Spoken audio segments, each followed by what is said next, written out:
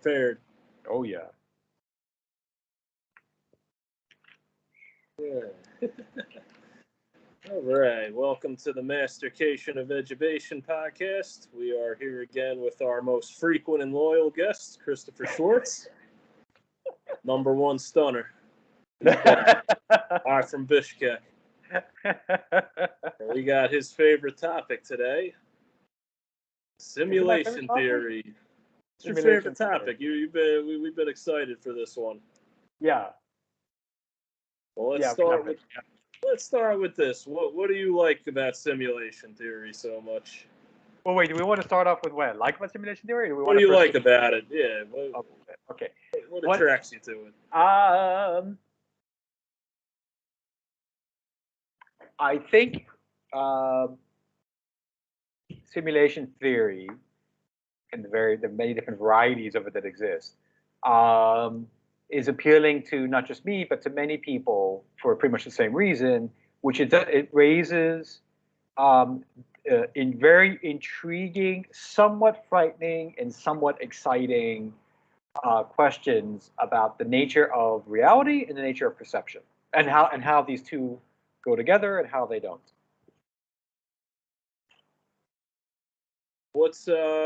How would you describe simulation theory in layman terms to someone who's not familiar with it? So in layman's terms, simulation theory is fundamentally the premise that our existence, our perceived existence, is an illusion.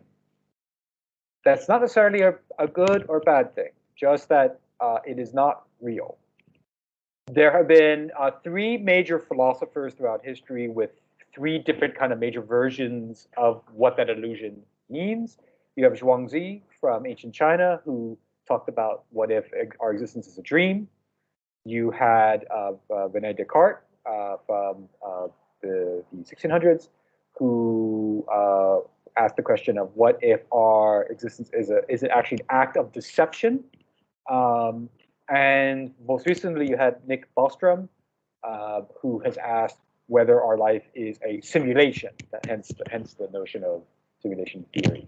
But all three of these are different ways of exploring and asking whether the reality we perceive both around ourselves and within ourselves, and whether our experiences are real, are legitimate, are authentic, and if so, in what way? Are they justified? Now, if someone does a Google search on simulation theory, a lot of times what'll come up is Nick Bostrom's theory. Do you know like how that became so popular and prevalent? I'm pretty sure because of Elon Musk making it popular and prevalent. So Bostrom's simulation theory is not that old. It's only a few years old. He wrote a paper only a few years ago about it. But it kind of took the academic world by storm because it's a very compelling argument and it's a bit hard to refute. It's kind of been for serious intellectuals what the Matrix was for the general public, right? Which is not to say the Matrix is like somehow subpar or whatever, but there was always this feeling that the Matrix was sort of like a bit tongue-in-cheek, whereas this was more of like no, what if the Matrix is really real? Like this is actually, if we think about this philosophically, how could that possibly happen? Why could it happen? And he lays out a bunch of different reasons as to what it is. And then it got, so it was already making the rounds, I think, before Elon Musk brought it up among anybody who is either academically trained, academically inclined, or has just gone down that rabbit hole and exposed themselves to that kind of level of philosophizing. Does it have like anything in common with like the Matrix movie itself? Any similarities to that? Yes. So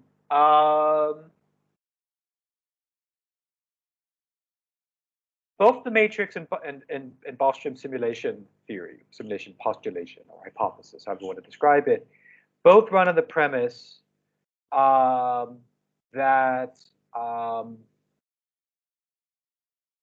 our reality might be computational in nature, right? And that our reality, as we are perceiving it and experience it, might be occurring, so to speak, within a digital space. They go in very different directions, and Matrix is actually much more Cartesian because there is this element of deception in the Matrix, which is not really present in Bostrom's version of it, right?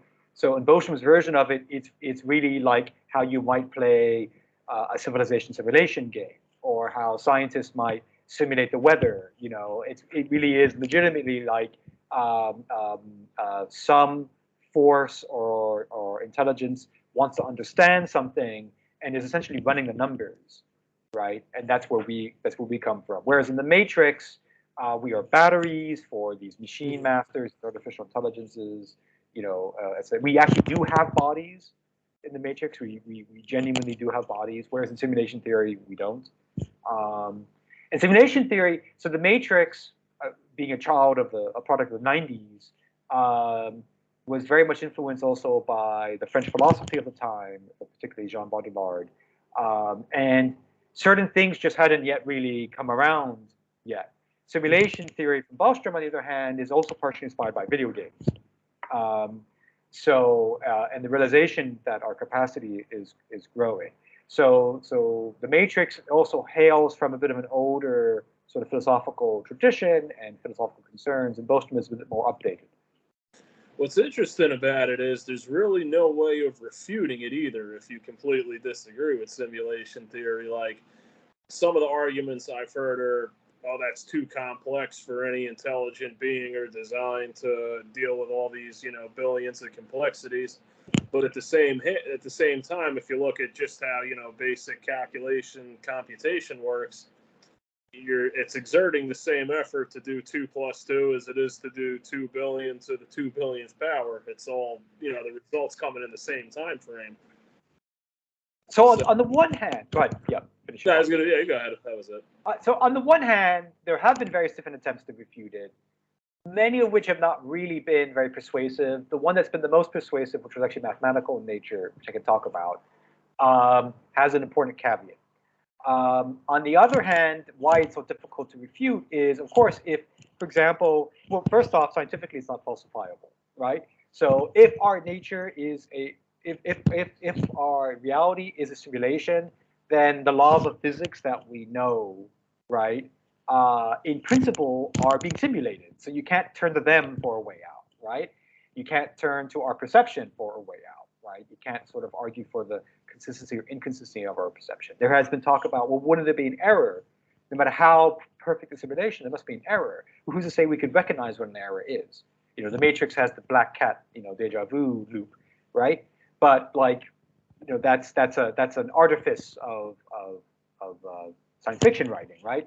You know, in an actual real simulation, who's to say we would even know what to look for? Much less, as the fourth Matrix movie suggests, that even if there was an error, we remember it. Who's to say that they aren't capable of resetting the simulation and winding back the clock a little bit?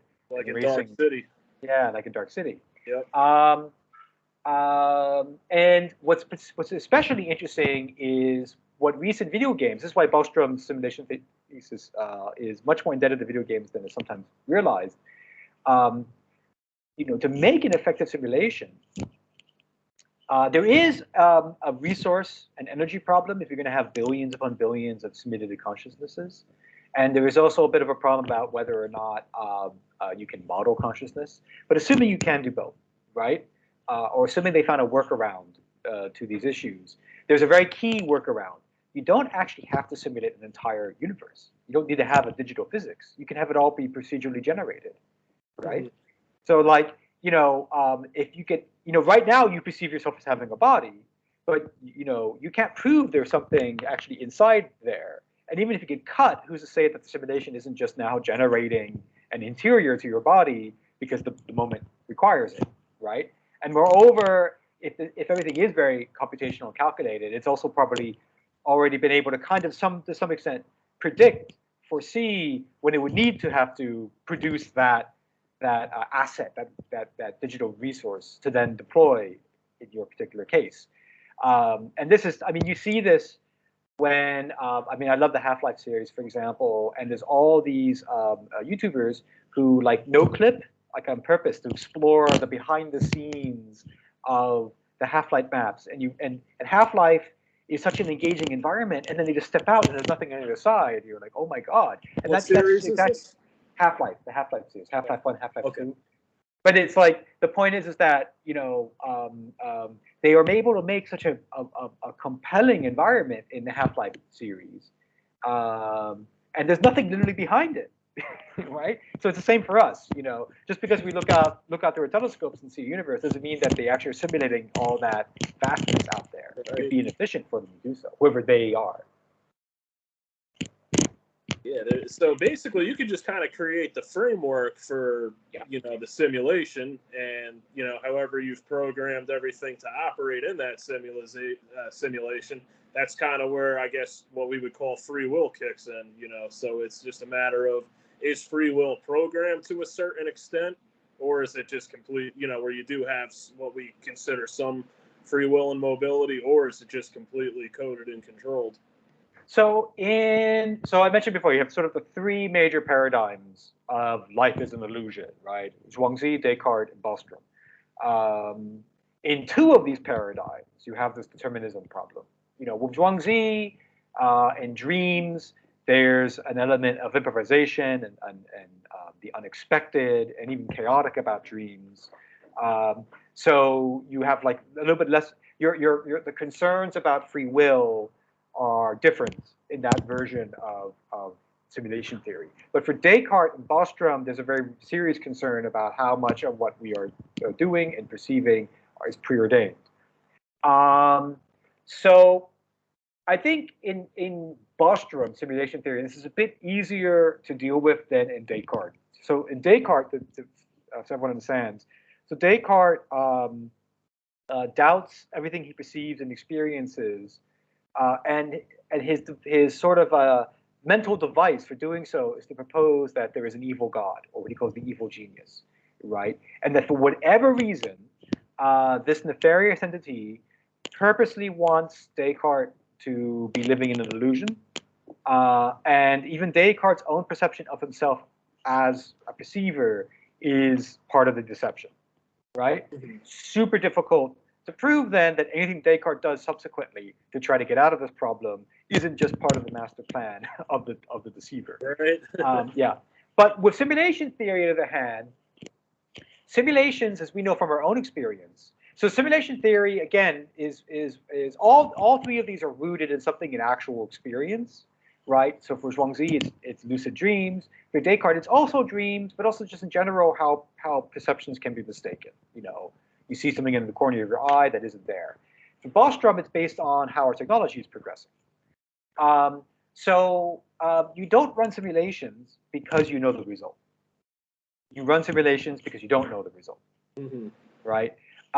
Sure, there are certain conditions where you want to run the simulation to confirm another simulation's result, right? Or you know, but a simulation that you're running to confirm a pre-established result is arguably very bad science, right?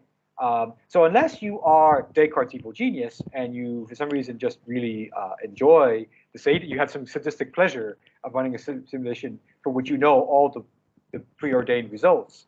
The odds of everything we're doing being preordained in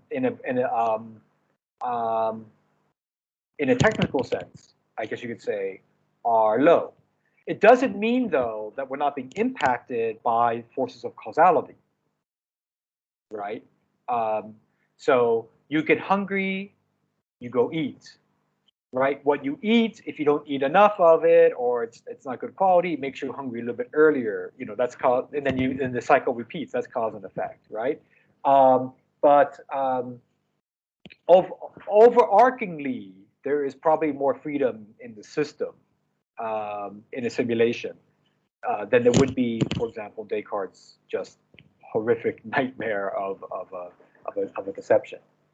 So if you were to guess what the All right, let's just go with that. Let's just say there is a evil genius, whether it's God, creator, aliens, whoever that run the simulation. What do you think their goal of this experiment would be? Or what would yours be if you were in that situation? You had a controlled experiment, planet Earth, all its people and organisms. What outcome would you look to see? So again, using Zhuangzi, Descartes, and Bostrom as our three paradigms. With Zhuangzi, you could argue it's almost kind of something accidental. The simulation is not intended, or it's somehow an offshoot of some other process, or it's something very improvised, or even creative. But it is one could even say recreational. So it has some kind of non-intentional or semi-intentional or positive intentional purpose, and we actually benefit. Right? We arguably will be beneficiaries in it, even if it's non-intentional. We now exist because of it, so we benefit. Right? With Descartes, it's you have the purpose of the illusion is to be an illusion. It is to deceive, right? And it is impossible to know why, which is why it's a nightmare, right? So the evil genius, we perceive them as evil.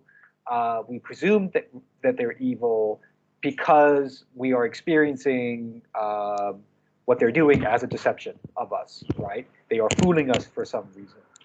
So that's the second possible motivation behind this. You have a kind of non-intentional, semi-intentional, accidental, creative, recreational reason, the Zhuangzi. You have some kind of sadism or just some unknowable, mysterious, enigmatic intention, which is Descartes. And then with Bostrom, so for Bostrom, he proposes that the beings likely doing this are post-humans, or even more broadly speaking, some advanced civilization that is seeking to understand something. Right?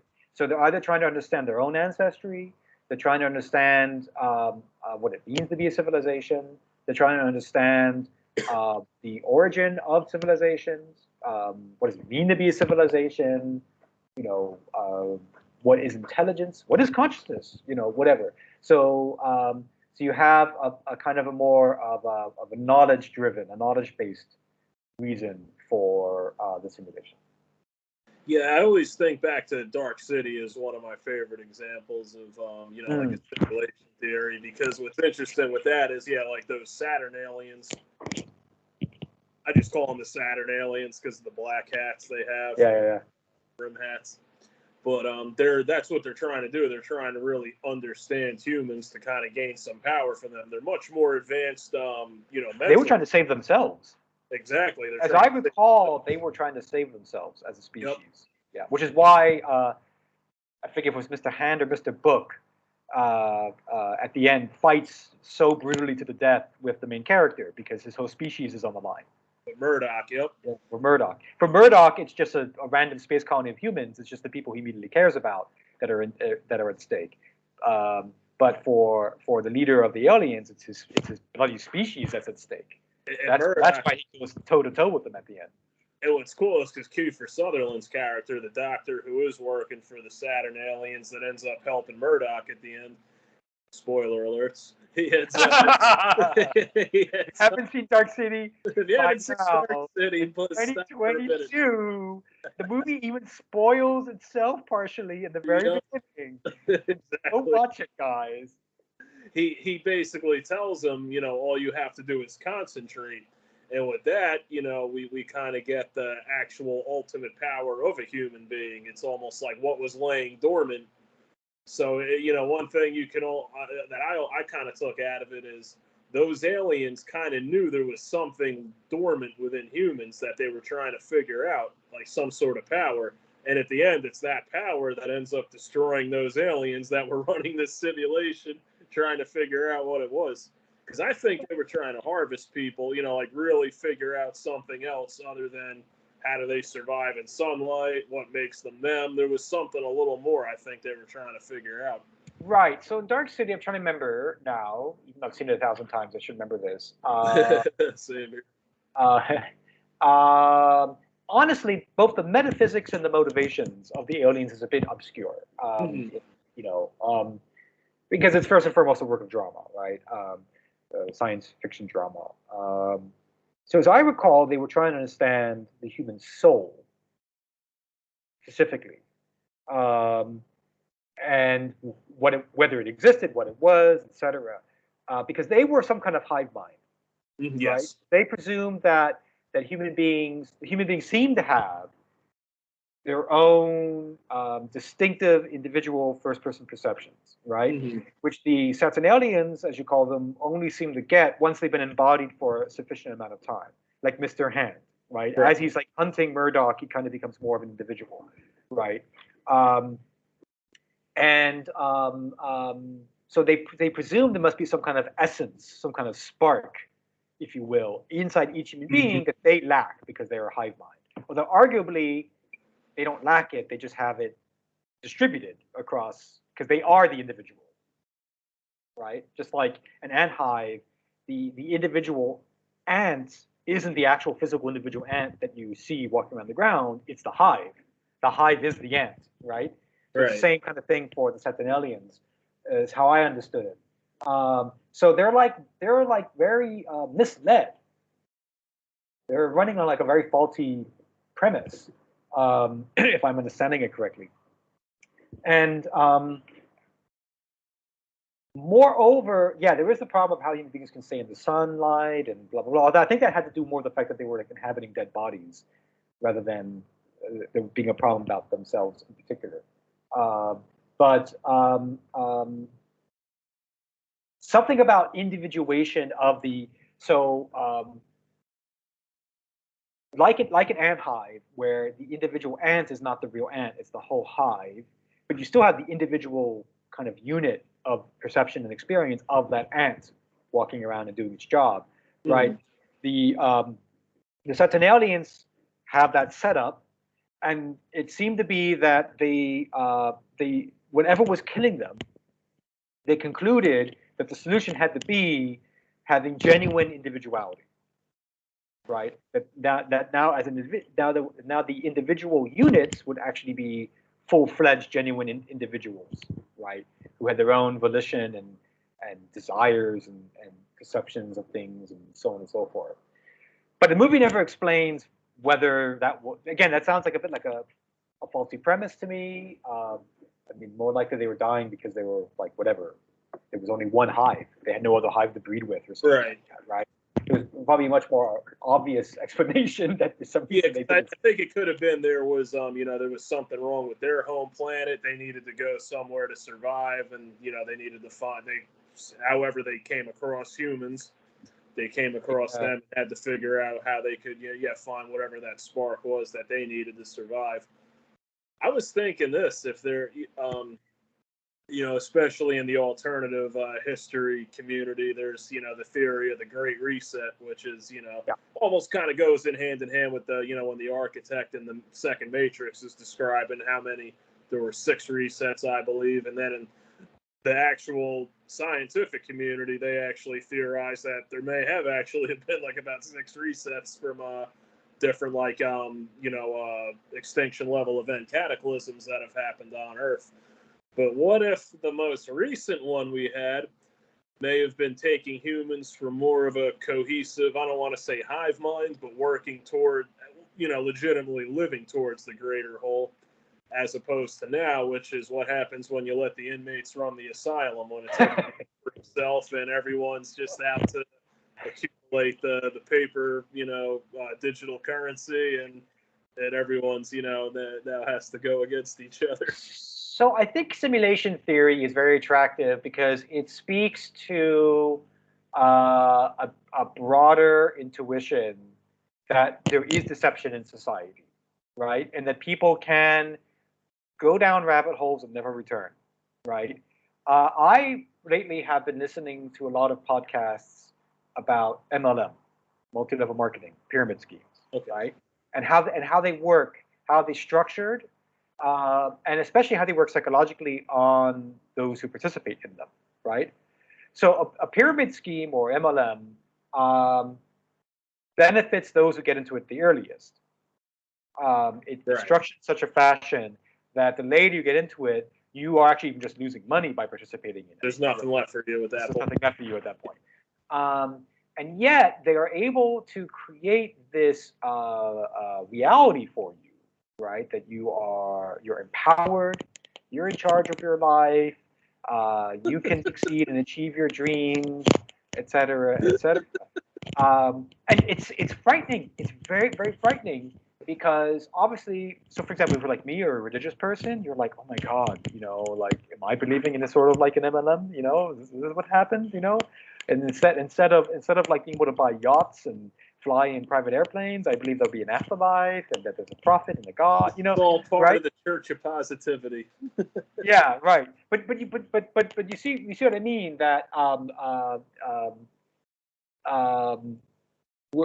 we obviously don't want to be deceived. We have a fear of being deceived because obviously we associate being deceived with not just being used, but with being in danger and dying, right? Because in an evolutionary context, being deceived can get literally devoured by a predator. So we have this deep instinct, this desire not to be deceived, not to be tricked. And then of course also one does not need to subscribe to alternative history, alternate history rather. Alternate history is a different thing. To alternative history, to see that obviously there are things in the historical record that don't always add up, right? And they're a bit obscure. I mean, how many times we don't even know the proper ordering of Egyptian dynasties, for example, right? And how many times do they keep, oh wait, this pharaoh actually needs to be in that dynasty, and so on and so forth, and bouncing it around, right?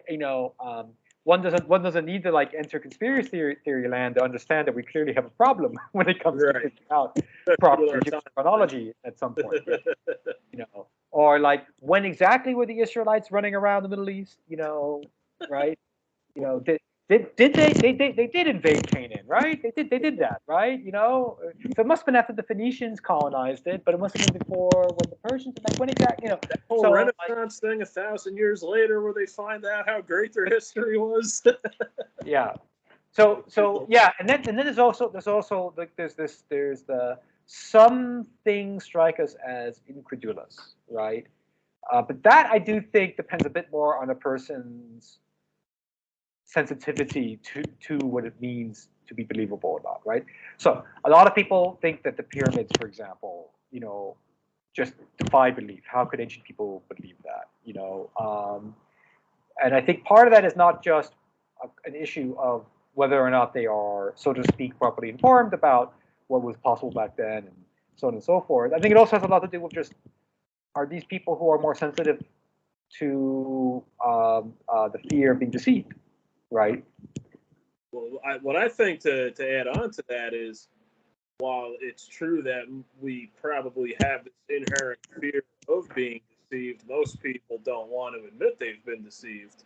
Yeah. Because they see that as a sign of weakness. And I think that's the biggest problem with people refusing to, not trust their government, those in power, because they don't want to admit that they've been deceived. And that's very hurtful for them. Yeah. I don't know why people can't just say, "Hey, we've all been took at some point." I mean, no, I get it. I absolutely get it. I mean, again, first off, to appear weak, again, makes us feel endangered, that we will suffer a death, literal or metaphorical, right? And it makes us not perceivable in the eyes of others as like someone to take seriously, and hence to like have in the group, in the tribe, So I think that's important, and that's deep. That's very deep inside of us. I think also you have the sunken cost problem. So sunken cost is when you've just invested too much, emotionally or materially or otherwise, into something, and you feel like to give it up. What was it all for? There's pain and desperation. You might cherish the thing, you might legitimately cherish the thing, or you might cherish the way it made you feel, but you also are haunted by this idea of like, what was it all for? You know, all the sound and fury just to signify nothing. And honestly, not to beat up on Trump supporters, but I wonder to what extent is that, no, but really, um, obviously American elections are deeply flawed in a lot of ways, but I wonder for how many of them it's the sunken cost fallacy, right? This is the second one. The sunken cost fallacy. Cost? Okay. Yeah. Should I move my microphone up to my face like this, maybe? No, I never heard it before that term. Okay. So, how much of it is like they have the creeping realization that they can't let themselves fully have, that maybe they were took by this guy, you know, and then because everyone around them might be having the same feeling, right? They can't risk being the first one to say, guys, I'm kind of worried that we got took. You know? Well, here's something, and this is very, very, very generalized, but yeah, just a generalized observation when you bring up the Trump supporters and those that refuse to admit that he might not be the savior they think he is look at the ones, when I look at those versus those who were so adamant about, you know, Biden getting in office, you really don't hear that same defense of Biden among the Biden supporters, because it wasn't what that Biden supporters. The Bidenites, there's the thing, the Bidenites weren't invested in Biden. They just didn't like Trump. So, I mean, you pretty much could have put a paper mache cutout up there and they would have been supporting that. And, you know, now it's people on the Trump side got so vested into the character, the cult of personality, like Negan with the Saviors. And once you take away that personality, the whole thing crumbles. And people don't want to lose that, I think, is what it is with the Trump supporters versus the Bidenite supporters. I think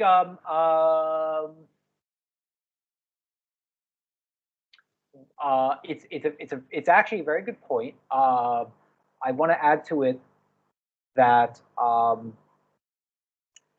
insofar that there was genuine support for Biden as not just the anti-Trump, but maybe somehow having some actual good features as a potential president, and I would include myself in that. I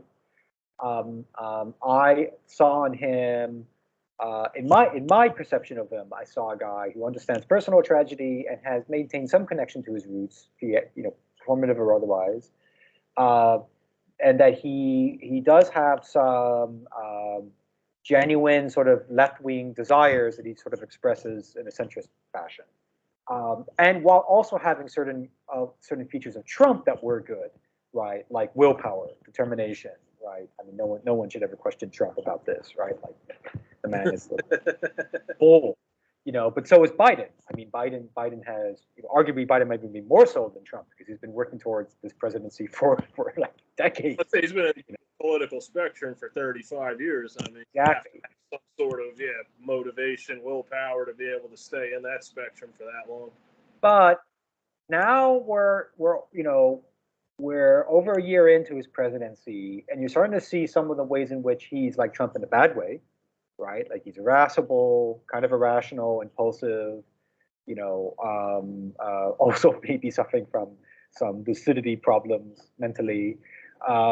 Just a little. Just a little. He also, like Obama, seems to be unable to find any way of cracking through Congress. And granted, he's inherited a very bad Congress, and ultimately Republicans are more at fault for behaving this way than Biden is for not being able to work with them. But where Obama had the problem of being very aloof and cold and just disgusted by the political process, what's Biden's excuse? Biden was for those of us who had some degree of genuine support for him. It was like, well, this guy knows Congress, right? He knows how to make the parliamentary functions of this thing work, even when it doesn't want to work. And he hasn't been pulling it off, you know. But again, because it was never this deep, impassioned identifying with Biden support, I can have this kind of criticism of him, as with what you're pointing out, right? Which is not really also for people about Trump. So a lot of Republicans who are against Trump can't say anything because they're afraid that it's going to be shouted down by his most fanatical supporters. And his most fanatical supporters can't conceive of the possibility beyond some small things. Sure, they're going to say he's not the most perfect personality, right? Yeah. They're going, they might not like some of the things about him that, let's not make them caricatures. They do have brains in their heads too, but they are over-identified with him, and the sunken cost problem is there. As they might gradually begin to realize that this guy might be crazy, and See, it's funny, not to get into a whole political thing, but one thing that you mentioned is that some people identified about Biden with was, his personal loss and his bullheadedness. And I actually think he doesn't get enough credit for being a good actor, orator, politician, even though I'm not a fan of him. It's for most of his political career, he was very belligerent when you'd hear him,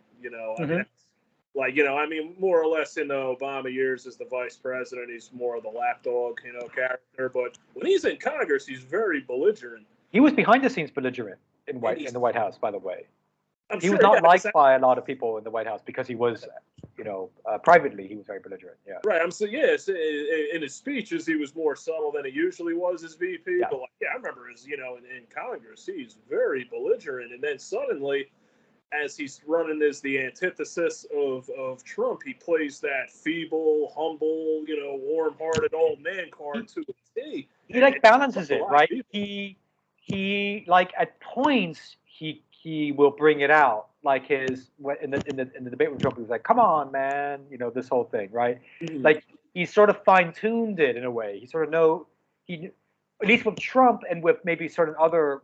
In certain contexts, he knows kind of when to turn it on and when to turn it off.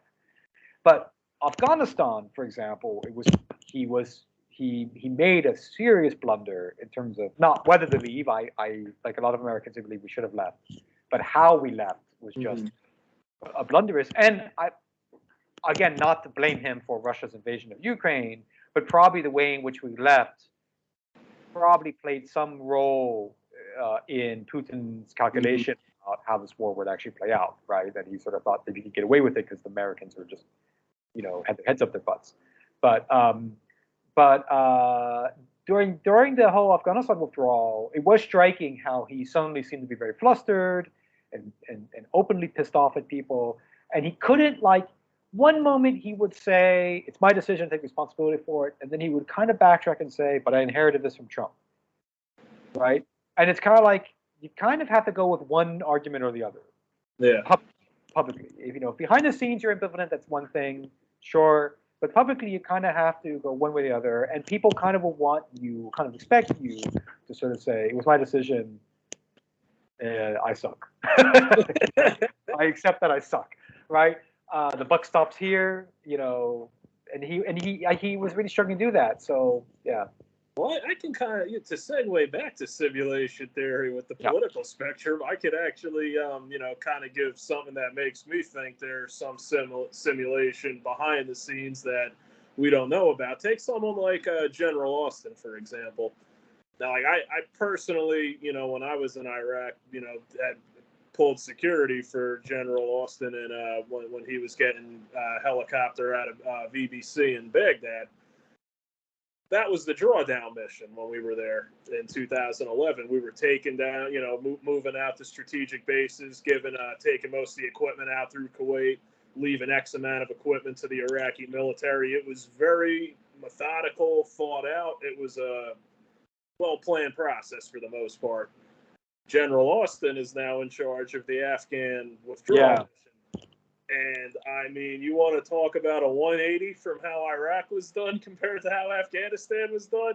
There's no way that, to me, this guy could have said, "Yeah, I did it this way here," which for the most part works very well, and then went to this here. So, someone like me, I always go, what is going on behind the scenes that people aren't privy to when someone who had, a much more successful mission here just 180 degrees doesn't even acknowledge how that went and goes to something so disastrous where someone with no military experience can be like, "What in God's name is going on?" Yeah. That's what even here in Kyrgyzstan, even kids were like, did the Americans not have a plan? Like, what's going on? Like, So this makes me think there's something, always going on behind the scenes. I know, it can be explained away in many different things, but I kind of, always have a simulation theory based on things like that. Like, well, is there exactly some? right, exactly. And I think this is where that difference of sensitivity um, comes in, because I will look at that and I will also be befuddled. I'll also be like, how could he do so well in X and then do so badly in Y? But I can look at my own life and see the same thing, right? You know, for example, I'm generally a very diplomatic person. I would say I would probably score very high in emotional intelligence, and I generally know how to like work with people, right? But there are lots of incidences, especially in my love life, um, where diplomat would not be the word I would choose for myself. To put it very diplomatically, maybe jerk or asshole might be the better term for me, right? Um, um, so um, so how do you put these two things together, right? I am perceiving myself and seeing these two contradictions about myself and trying to figure out why is it turned on here and why is it turned off there. Could there be biographical reasons? Could I have certain psychological issues when it comes to romantic context that I don't have when it comes to work contexts, for example? Uh, is it I am maybe a bit more trained in certain contexts over others? Like, what is it exactly, right? Um, so because I can look inside myself and see this contradiction and see that I don't always add up, the pieces don't always fit inside myself, I can see the same outside for government. I can see the same for even the single same policymaker. Um, I think it's also important to consider the contexts for Iraq and Afghanistan because for Austin, General Austin, right? Because in 2011, he inherited, he was working within one competent administration that inherited certain dynamics from a not so competent administration before it, but definitely not the rolling hot disaster that was the Trump administration, right? The Bush administration definitely did not have a strong fix on a lot of things about Iraq, much less the American economy, as it turned out. But like they were able to have an effective transition process to the Obama White House. And the Obama White House adopted many of the things that actually began in the Bush administration to make this continuity. The Biden administration didn't have any of that, right? Trump like basically threw monkey wrenches everywhere he could on the way out. Heck, he even thought he wouldn't be out. He was trying to find a way to sort of steal the election and stay in power, right? So Austin comes into a much more chaotic White House. We are still living with the ramifications of it. I mean, think about it. Only just now did Biden finally appoint an ambassador to Ukraine. Like, right? The last one was under the Trump administration and got all wrapped up in that whole impeachment scandal. So, like, think about that, right? This administration is still working with a lot of the ragged edges left behind. A lot of the Trump era rules have not been repealed because they just haven't been able to get to them, or because they don't have the resources to fill in the blanks if they were to reverse these decisions, right? Green card applications, for example, remain profoundly backed up from the Trump era because Trump just slash and burned the personnel and the resources for it, and now Biden can't get funding for it, and so it remains this like rump operation. Um, green cards, right? He's supposed to be the pro-immigration president, So I look at that and I think, okay, so this is sort of how Austin finds himself in. He's one person. He probably had a team in Iraq, but that also was working with a certain context. But then he has maybe a different team with Afghanistan, and moreover, he's in a very different context. It's much more chaotic, broken White House. But other people look at it, right, and they come to the same conclusion that you do. Right? They think of themselves like, well, how can this person be so hyper competent in one context and so incompetent in another, right? And could the damage left behind by Trump be that severe that this same person who was so confident dealing with another broken war caused by another idiotic presidency, right, not be able to deal with yet another broken war, the much older broken war that was broken long before even Iraq was broken because of Iraq, right? How come on, this must be a willful, organized person. How can they not like influence the situation somehow, right? And Biden, moreover, wants to be the anti-Trump. Shouldn't he then like literally done the opposite of what Trump was doing? So I get why people might, come to a very different conclusion that there must be some artifice, some sham, somehow, some puppeteering going on, because it does strain credulity. Like I said, for me, I make an analogy, between myself and them. It's sort of like Right. if a person can behave this way, if an individual person can behave this way, a government, which in a sense is like a big person, can also behave this way. Maybe even more so will behave this way, right? Um, but it's not to say that self-deception potentially happens in a person as well. So who's to say that a government can't self-deceive, much less deceive its own people, right? So my analogy also doesn't necessarily save the day argumentatively. Right. It gets to be. It's like I'm not saying like it's a with decisions on that level. I'm not saying it's a controlled simulation where it's even beyond some human control. I think in the end it's just it's still human control, just on a level that we're really not privy to or seeing. But it almost seems to me like things have a way of it's kind of touched on this in 1984 a little bit, how things almost just kind of keep resetting themselves in this system. With the whole, we're at war with Eurasia. No, Eurasia was always our ally. There's always some sort of way that everything fits in to keep Big Brother.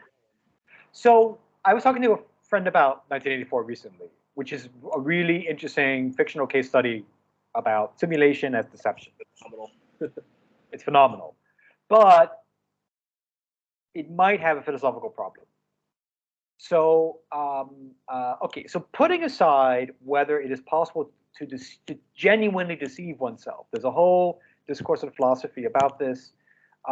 It is certainly possible to compartmentalize, right? It is certainly possible that when confronted with cognitive dissonance, when confronted with I believe X, and then I'm confronted with not X, that I somehow rationalize it, or I kind of like bury it and I'll deal with it later, or I can't deal with it and I just sort of kind of mentally avoid it, right?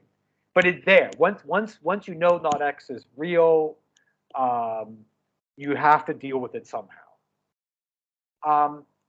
The 1984 operates on a different premise, which is doublethink. Doublethink is often misunderstood as a concept, right?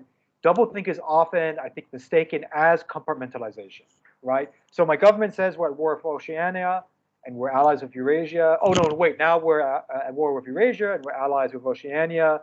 And I speak, yeah, huh? double speak. I think it was. No, that's doublethink, because double speak comes from doublethink. Because the key in 1984, is thought, right? Ingsoc wants to control the interior of people, not just the exterior. And the theater that goes on in the exterior is largely for the purpose of controlling the interior, right? That's in political philosophy, that's the difference between authoritarianism and totalitarianism, very broadly speaking. An authoritarian, like in Thomas Hobbes' Leviathan, is more or less content that your behaviors operate a certain way. But a totalitarian is not content with that. A totalitarian wants your thoughts and your feelings to be a certain way. Mm-hmm. Now, there can be a lot of blurring between these two, and it's obviously a slippery slope. They go from being an authoritarian to a totalitarian, right? And maybe not every political philosopher would even agree with this distinction I'm making. But that's why 1984 is a totalitarian society. So to speak, Not every authoritarian is a totalitarian, but every totalitarian is an authoritarian, right? Um, and that's why, like someone like me can live in the post-Soviet world, which tends to be authoritarian. But I would be, I can live in a Kyrgyzstan, which is a very flawed democracy. I could go to Uzbekistan or Kazakhstan, which are authoritarian, and I could kind of be there. But man, oh man, I would have a really hard time living in a Turkmenistan or Eritrea or North Korea because these are totalitarian.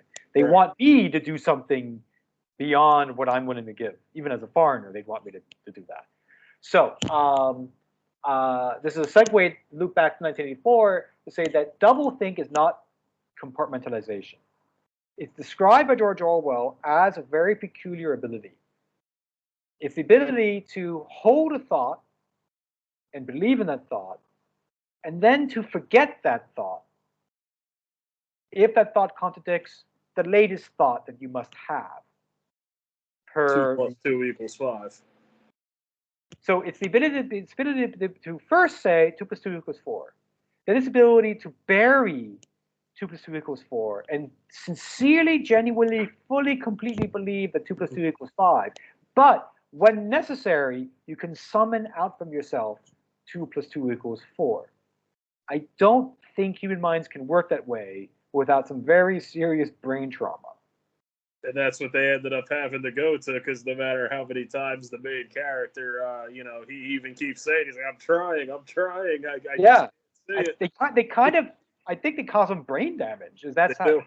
Well, 1984 arguably ends on an ambiguous note. You're not really sure whether Winston is persuaded, is engaging in doublethink or not. If he is, the only way he could be, I think, uh, uh, logically, is that the trauma really caused some brain damage to him, and neurologically he's no longer normal. But I don't think doublethink is normally possible, and that's why 1984 for me is, while a very terrifying case study of simulation as deception, um, it's not necessarily the one we have to worry about.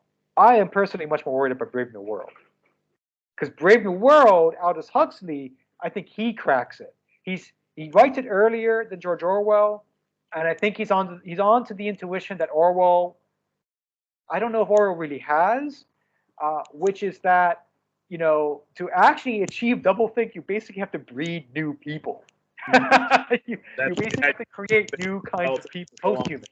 Yeah, who were all, because in 1984, like you said, they're more concerned about the minds of the interior, because that's what's keeping the Big Brother system going. The proletariats, they just let them do whatever they want as long as they're messing with Big Brother. They don't care what they do. And Winston and the rest of the people on the interior start to envy the proles. So the proles are interesting, right? So the proles were even allowed, if I recall correctly, to have a certain amount of religiosity, even, right? It's so in a sense, the proles are sort of treated behavioralistically. It's as long as they obey the general rule of order, they can go ahead and do whatever they want privately. They can screw around, they can drink and party, they can even have some weird beliefs. But the regime is concerned to a degree about what goes on inside of them interiorly, because obviously, if they were to really organize, really start creating a mass movement or religion, to go against the state. That's why they give them O'Brien. Yeah. Was that? That's why they give them O'Brien. That's why they give O'Brien. Yeah. So they sort of head them off at the pass and sort of say, okay, they're going to have a tendency to sort of do this, so let's just manage it. So the state is interested to a degree about what goes on in the interiors of the proles, but not to the same degree that they are concerned about the party members. Exactly. Yeah. And we see that in this society too. And I think with the Great Reset from the World Economic Forum, as you call it, the yuppie wish list, that's almost kind of the direction it's starting to go in more. I think it's going more to that 1984 direction, if that ends up getting executed. You'll be given your universal basic income, probably like food stamps, housing subsidy, something that's going to keep you you're going to be going without suffering, but you're not going to have anything. You're not going to, go up or down the social stratum. You're just going to kind of exist, not really live. You're going to be a plant in a windowsill. And I can definitely see, in this simulation, that being the route that they want to go to. I also do see, the Brave New World elements, with the selective or social breeding. I'm sure that goes on to an extent. And I'm sure. Well, we have. I mean, Aldous Huxley wrote in the 30s when eugenics was a thing, right? So, and it didn't go anywhere. It just got repackaged. I don't think it's been eradicated by any means. I think there's certainly selective and social breeding that goes on. Well, let's wheel this back. So, we may want to first define at this point, now that however deeply we are into this conversation, what do we mean by simulation, right? And then sort of apply that in different contexts.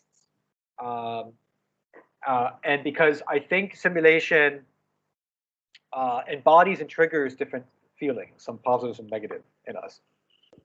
So, I mean, a simulation, I would say, first and foremost, is a mental state, right? It's a mental state of a reality, very broadly speaking. Now, the reality could be an emotion. You want to simulate an emotion, or it could be, a whole fictional universe for your novel. But it's a mental state about a reality that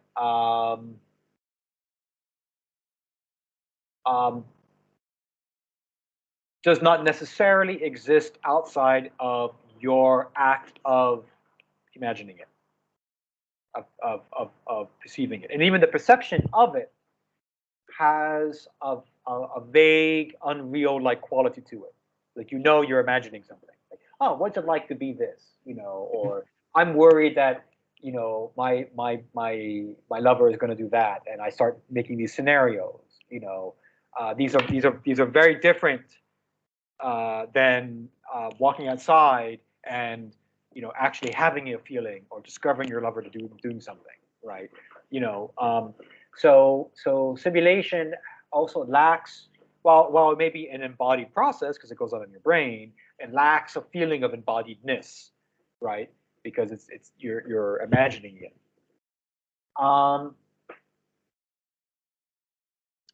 So maybe this is sort of a good rough definition of what we mean to simulate, right? In which case, we do simulation in a lot of contexts, way beyond we realize, right? Play is simulating, right? Fiction writing is simulating. Philosophy is simulating, right? And what I just did, as I'm trying to figure out a rough definition of simulation, I'm like simulating in my head what the concept of simulation probably is, and then simulating how can I explain it to someone, right? I mean, you're doing simulation all the time.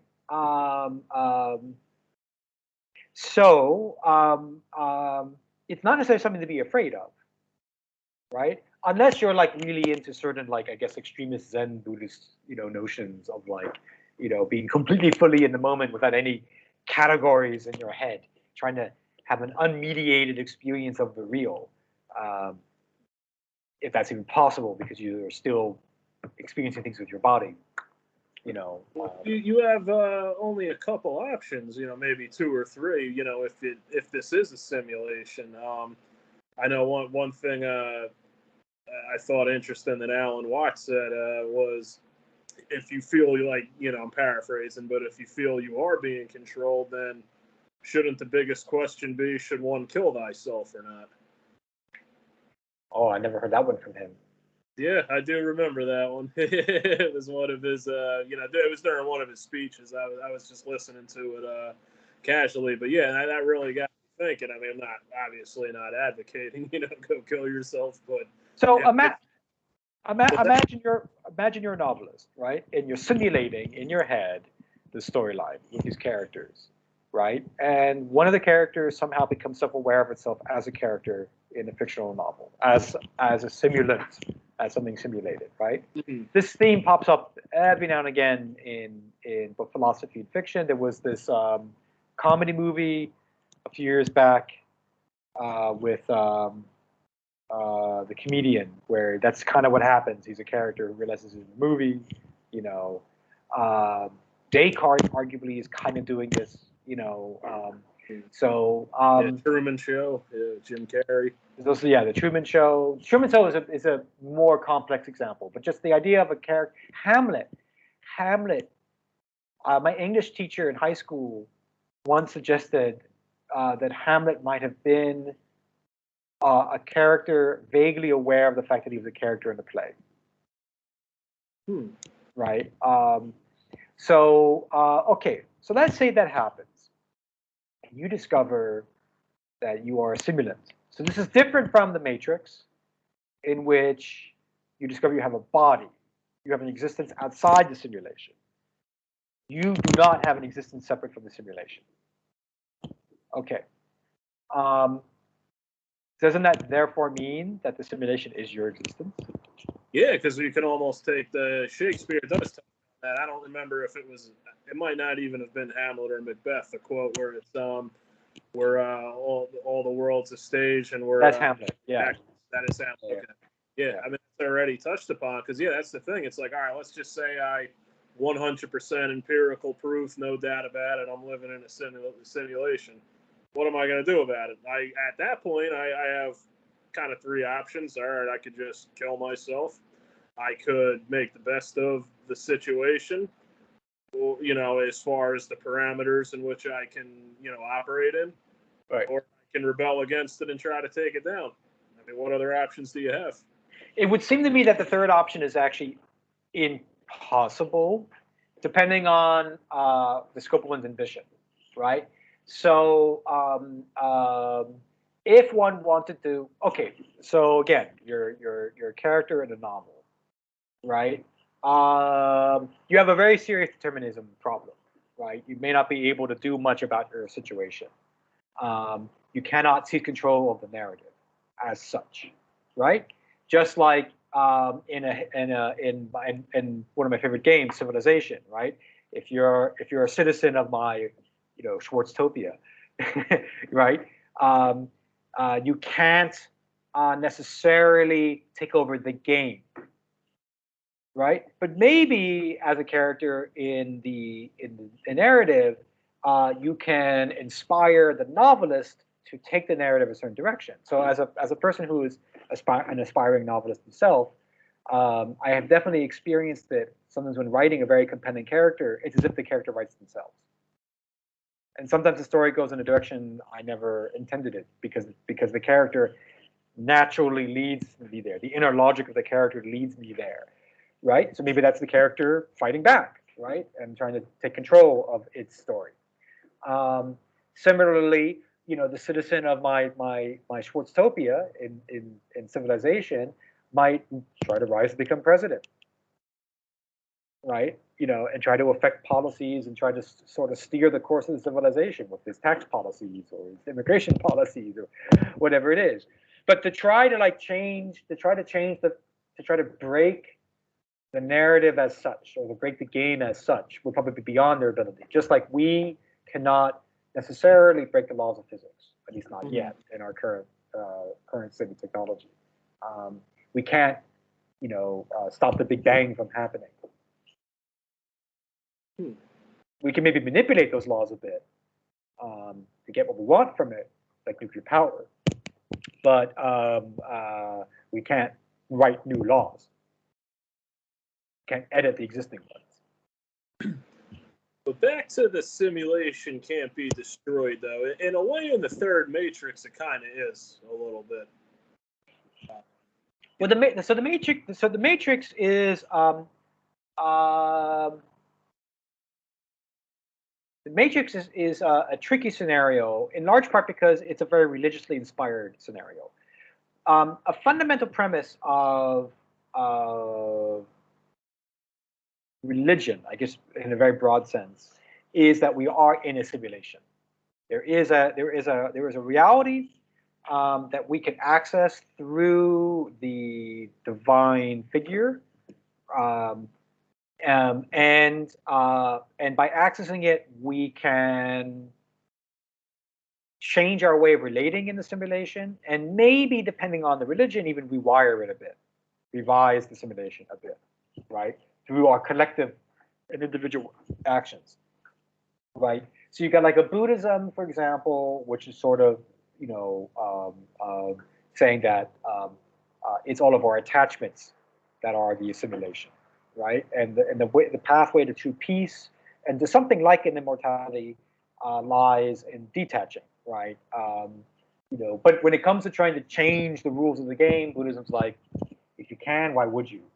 Wouldn't that just cause more suffering, right? Then you've got like Christianity and Islam or Baha'i faith. These are all three of these are religions that have sort of civilizational aspirations, right? So they are definitely subscribed to the notion that the way things are right now, civilizationally, is an illusion, right? It's faulty at best, deception, and delusion at worst, right? And so what Christianity, Islam, and the Baha'i faith try to do is to institute a new civilization to make the simulation align better with the reality. And that's what the Matrix sort of does, right? In the third Matrix movie, and the fourth Matrix movie as well, what they're kind of trying to do is they're not really trying to end the simulation as such, but trying to make the simulation somehow more amenable to some notion of reality. Yeah, I think something that became kind of hard for me as far as religion, and in layman terms, especially like, I was raised Catholic. You kind of have this, and I'm not even saying this was the initial intention of Christianity. I just think in the more or less spirit. I was going to say, I think Christianity's civilizational project and aspiration, I think, came later, after all the stuff of the Roman Empire. It's more baked in when it comes to Islam and the Baha'i faith. You can see in the Quran, you can see in the Baha'i writings that these are religions that really are intending on organizing people to achieve a goal. Right, with Christianity, especially in the Catholic faith, what it kind of seemed to me in layman terms was you come here once, in the flesh like Jesus did. If you mess up, you burn for eternity. And if you're a good boy, you get cookies and milk in heaven with the sky god. I mean, that's not trying to be offensive to anyone. That's just Sky Santa. Really Cosmic Santa. Describe it. I mean, that's kind of a prevailing mentality today. But if you dig beneath the surface, even in that very butchered and watered down version of Christianity, which you unfortunately grew up with, because I think Christianity has a lot more to offer than that. But you've seen, huh? But you've seen that. That meant, Oh yeah, I mean, religions. I'm a religious believer, so I do believe religions are triggered, if you will, by something extra human. But nevertheless, religions are human communities, right? Built around this extra human thing, but they're still human. And religions definitely have a long track record, well-established track record of decaying into absurdity or worse. So yeah, I've definitely seen that. But what I wanted to say was, even in that kind of really awful New Jersey Catholic upbringing, you can still see that notion of simulation and reality going on. Right? Why else should you be a good boy to go have milk and cookies with Sky God? I don't know. Maybe they're not like the notion of being a good boy, the notion of morality in that is predicated on the idea that there is a real and an unreal. What about for those that don't want to have milk and cookies with Sky God? Why do they have to just go burn for eternity? we're now getting into the question of whether or not this New Jersey Catholic's particular formulation of simulation and reality is a correct and fair It was correct, hypothetically. formulation. You're in trouble now. Yeah. There's this, was it Family Guy or Simpsons? Or South Park. There have been skits about sort of, people dying and going to hell and discover that the Mormons were right, or the Hindus were right, or the Jews were right. I know South Park had one about Mormonism where so you get everyone's there about to enter hell, and a guy comes up on the stage and he goes, "So everybody, you're wrong. You're all gonna go. You're gonna go to hell." And everyone's like, "Well, who was right?" And the guy's like, he looks at his list and he's like, "Well, Mormons. The Mormons were the correct ones. I must inform you. There you go." And everybody in the audience is a little like, "Mormons," or some people are like, "Yeah, I should have seen that coming." Right? And it's like very it's weird how it's kind of nonchalant, the whole thing. But Are you familiar with Philip K. Dick? Yeah. Oh my God. So Philip K. Dick is all about the simulation versus reality. That's what kind of got me back into it. Was after Matrix and Dark City, was actually just hearing Philip K. Dick's speech in France from I think it was 1977 or around that time frame. Well, so one of the things of Blade Runner and Blade Runner 2049 are two of my favorite movies. Now they're derived from his book. They don't really right. They're not like a faithful adaptation of his book, but it's interesting because there what they do is they play with the simulation versus real theory biologically, right? So replicants are clones. Mm-hmm. They're clones who just are short. They might have some kind of additional physical abilities, exaggerated physical abilities, and shortened lifespans, but they are just clones, right? And yet, as the term replicant even suggests, they are simulations of people. That's like the cultural presupposition there. And that's very interesting, right? So the real versus unreal sort of divide that happens in Blade Runner is very much about the legitimacy of the perceptions and experiences of those who are produced in a factory setting versus those who are not. What really attracted to me with what Philip K. Dick was talking about is you can only see the simulation through glitches in your memory. Like when you remember, he had it more or less of remembering like completely other alternate realities that most people probably never had any conception of. But he also did say that deja vu could kind of play a factor.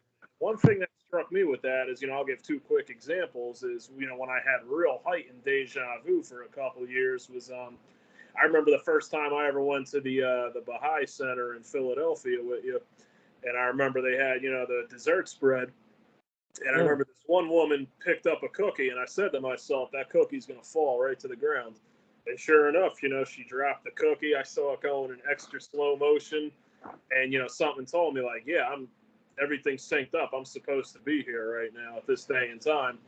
And then, another time I remember I'm at Fort Dix. I was on the phone in my car with my mother. We're talking, and I see, another soldier in, his PT uniform, and he's kind of coming behind my car, but still a little bit of a distance away. I'm just saying to myself as I'm talking, I'm like, he's going to open my car door. And sure enough, he walks right up, opens the door. He's like, oh my God, sorry, wrong car. I really don't get those very often anymore, but I used to really get that like heightened, almost deja vu ESP that I probably burned out with too much marijuana over the years. But like, is that a glitch in the Matrix, or what is that? So again, we're now going circle back to the more the pure philosophical issues in simulation theories.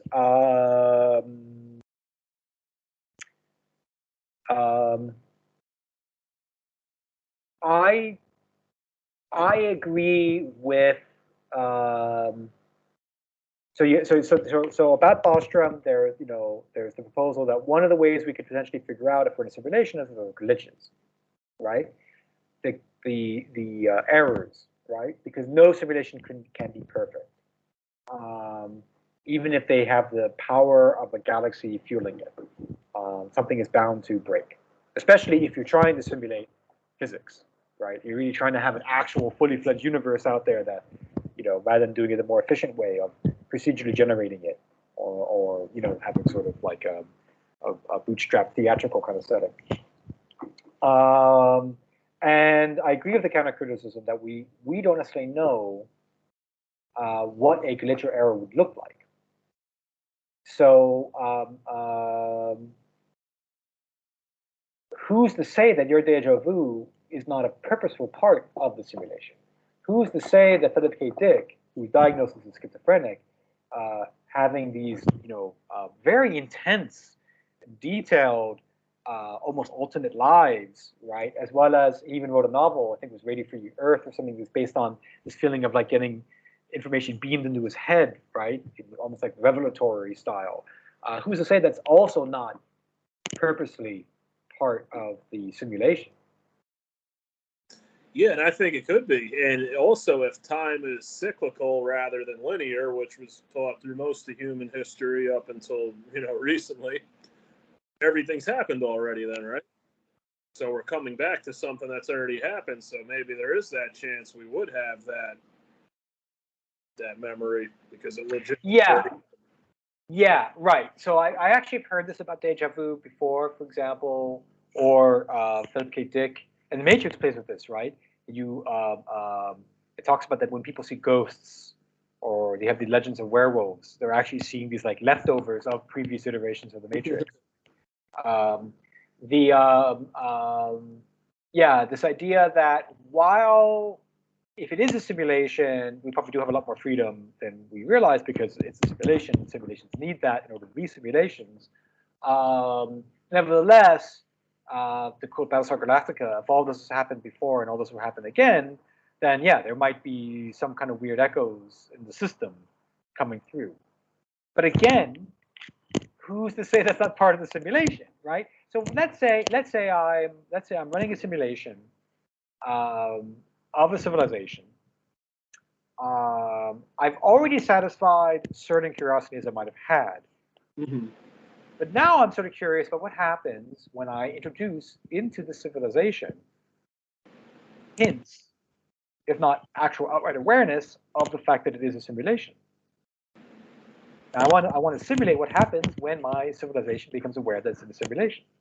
And that's what I think this might be right now, this present reality we're in. That's okay, so you would subscribe to the idea that we are in a simulation? I do, yeah. To what degree? Do you mean that I think it's primarily more in terms of our political setup, or do you mean that in terms of the actual experience? Well, I think it's more of a controlled experiment. I think the gist of this experiment of a simulation is to basically kind of what you just touched on. What happens when you have, a 1984 scenario where most people are, conformed, under, some sort of a hive mind, and you have those glitches in the Matrix that kind of, are waking up to it, and how can they, either amongst themselves, raise awareness to break out of that, time loop or whatever, like how does it work, is I think more or less the experiment. What do you do when you have these pieces that have woken up in the simulation that are now realizing it's a simulation? Not saying that's the reality, but that's my theory. Right. Yeah. So you subscribe to that the experienced universe is a simulation, and that the inconsistencies that we have in not just our individual experiences, but as our collective experience as a species, are purposeful. Yes, and I think one of the variables is the time. I don't think it was just altered through, the hands of humans. I think it can also be time warps, time holes, loops, whatever we want to call them, that actually have merged different timelines together.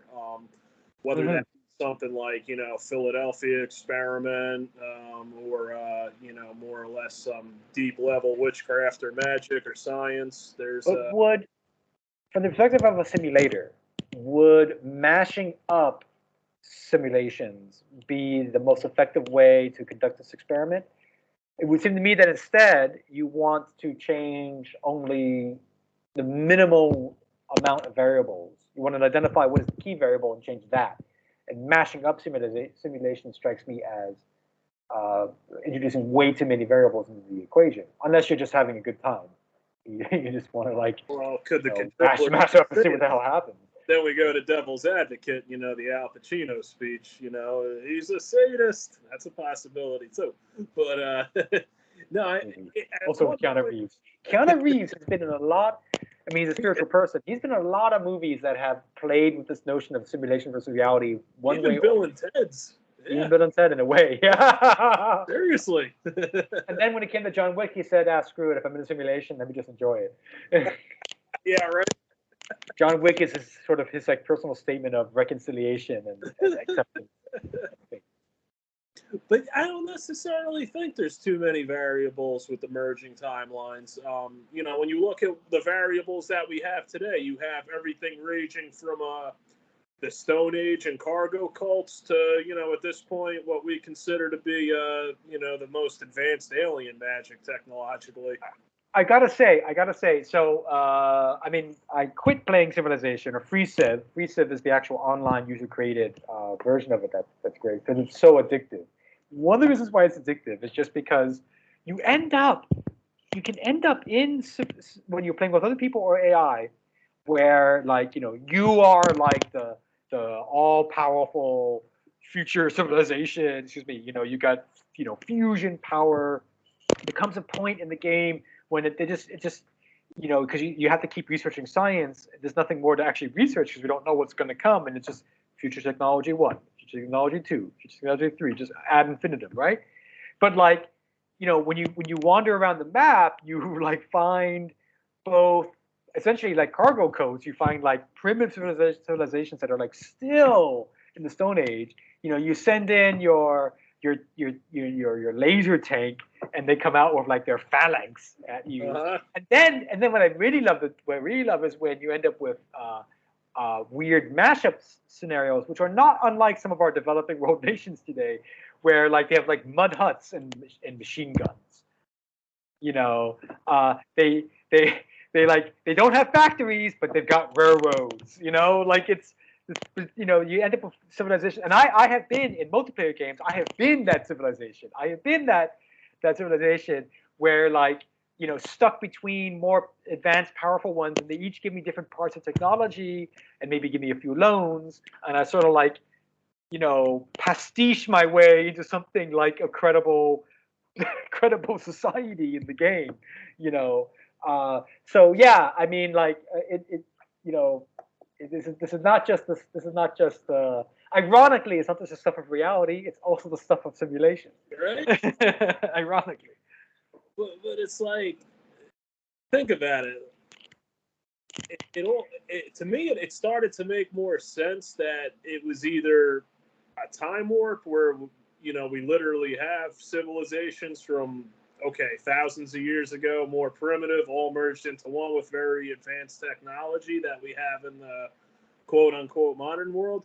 It's either that or the cataclysms happened much more recently within the last 500 years that explain the isolations of certain groups. Because, all right, you've heard of the Sentinelese and the Andaman Islands and the natives there, or Papua New Guinea, the Amazon, and these anthropologists and scientists say that, they've been isolated for thousands of years. That's impossible. They would have been inbred out of existence with such a small population. There is no way in hell that these populations have been isolated amongst themselves for thousands of years. Well, two remarks, both a pro and a con. The pro would be that they could be isolated is that didn't they avoid genetic bottleneck? There's a number of people you need to have to prevent inbreeding. But the con is that I would imagine they would have been exposed, at least to Chinese and Arab traders, huge population. Not only that, but yeah, like they would have experienced if they were isolated for when they say they've been isolated for 30,000 years, they would have experienced the cataclysms of 13,000 or 10,000 BC, and most of them would have been wiped out. So how did they get a sizable? Is this the volcanic explosion in Indonesia? There was that. There was Or that even earlier? What else do we have, guys? I mean, there was supposed to be, a more recent asteroid impact, not the dinosaur one from however supposed many millions of years ago. Then the new ice age around 10,000 BC. Yeah. I mean, yeah, I just don't even see how that's possible. I mean, okay. So now we're talking about alternative history, right? Like this fellow that you like, who promotes the notion of Tartary, right? Like the Tartaria theories? The Tartary theories and things like this, right? Yeah. Which isn't really a theory. I mean, it is something that existed. It's just a matter of what was it. And that's where I think people get a little out of control. But, I mean, there's no denying it, the existence of it. It's just a matter of, was it more of a cohesive empire, or was it more or less just a name for, a giant event? This makes me think, years back, a really interesting history book I read. Unfortunately, I'm going to forget the title and the author, but I remember the premise.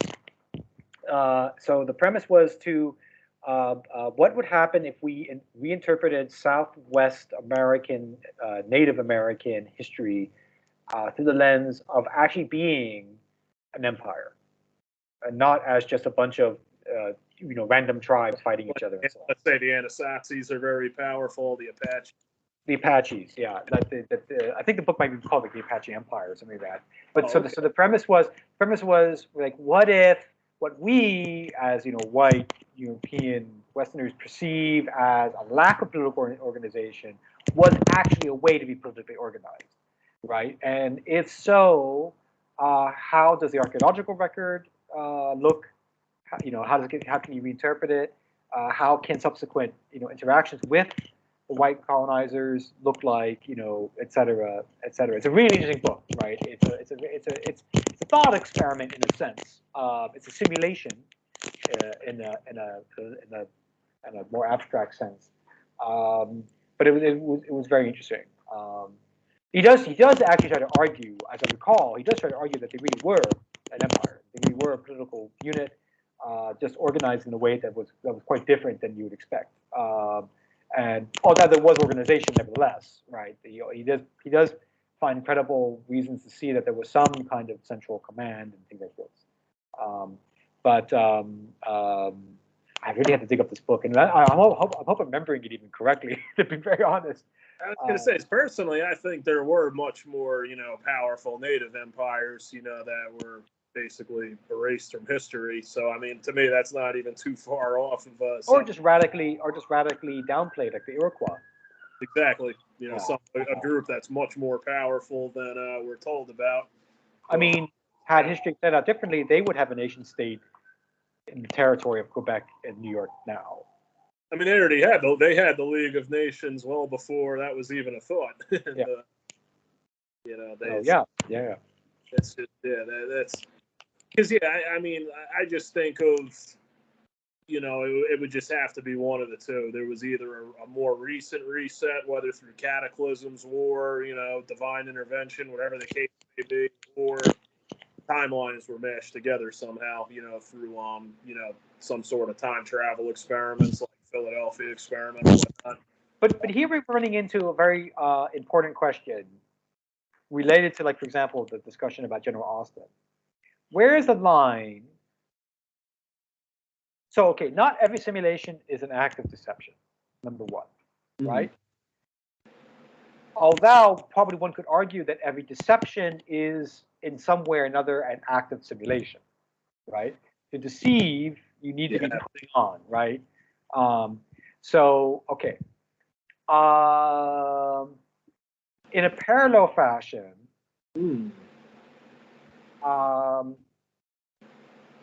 not every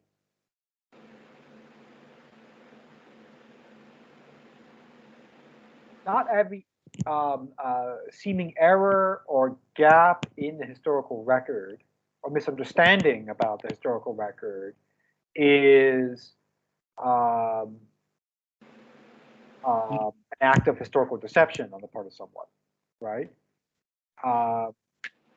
But every act of historical deception may let's just say this rather than hedge it. Every act of historical deception will entail. So if not every if not every simulation is a deception, but every simulation is not every if not every simulation is a deception, but every deception is a simulation. Mm-hmm. Okay.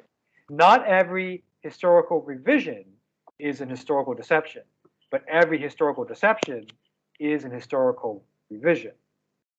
Right? That kind of got me thinking. Yeah, go ahead. Okay. Therein lies a problem. How do you tell the difference between the two? And well, what I was going to say is, you've probably seen some people confessing crimes, interview footage of people confessing crimes that they didn't actually commit. And it's something about that power of persuasion from the interviewer and the accuser. I saw that in the Reed School of Interview where, a lot of times, it will involve someone with, mental deficiencies that are, more easy to manipulate. But sometimes it happens with, perfectly cognitive people with, regular jobs, ones that think people are functioning perfectly fine in society. The question is, and being, we physically haven't been in their brain, but you're talking about basically kind of implanting memories or experiences or feelings, exactly. Right? Yep. You must have blah blah blah or something like this, right? And then they break. Yeah, no, I did it. Yeah, I sexually assaulted my daughters. I killed that guy down the street. They start confessing to this, things that never happened. So when someone's creating a deception, they are, like you said, it's an automatic simulation. You now have to simulate something that didn't exist with whatever you made up, whether it's a harmless little lie like, I slam dunked a basketball in high school, which I definitely never did, or something major like, I just made this guy think he killed or molested someone. Or I created this historical fallacy that wasn't true, and now that's implanted in the minds of the citizens of the world. Yeah, right. When you're saying, for some reason, it makes me think of this famous case from Soviet history where a relatively early Soviet historical figure who was in a photograph of Stalin is later erased from the photograph. Mm-hmm. Right? He basically ceases to exist. Obviously,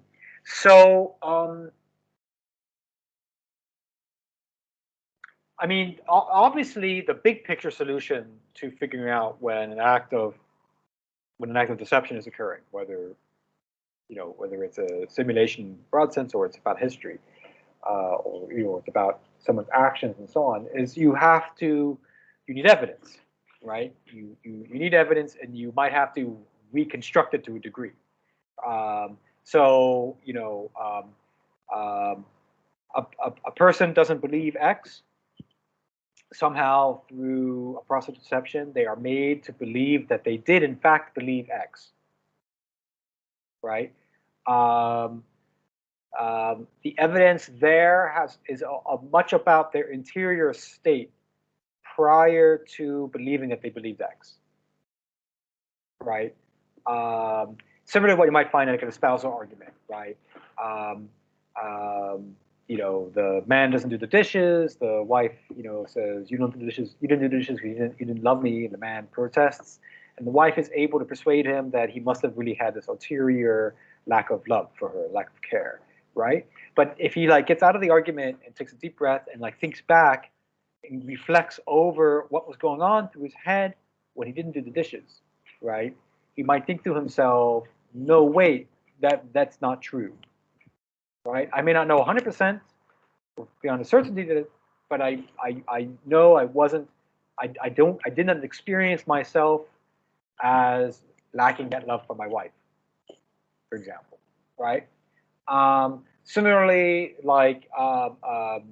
if we have the original photograph of Stalin with this guy, We know we can test it. We can know that it's older than the one that then was promulgated later.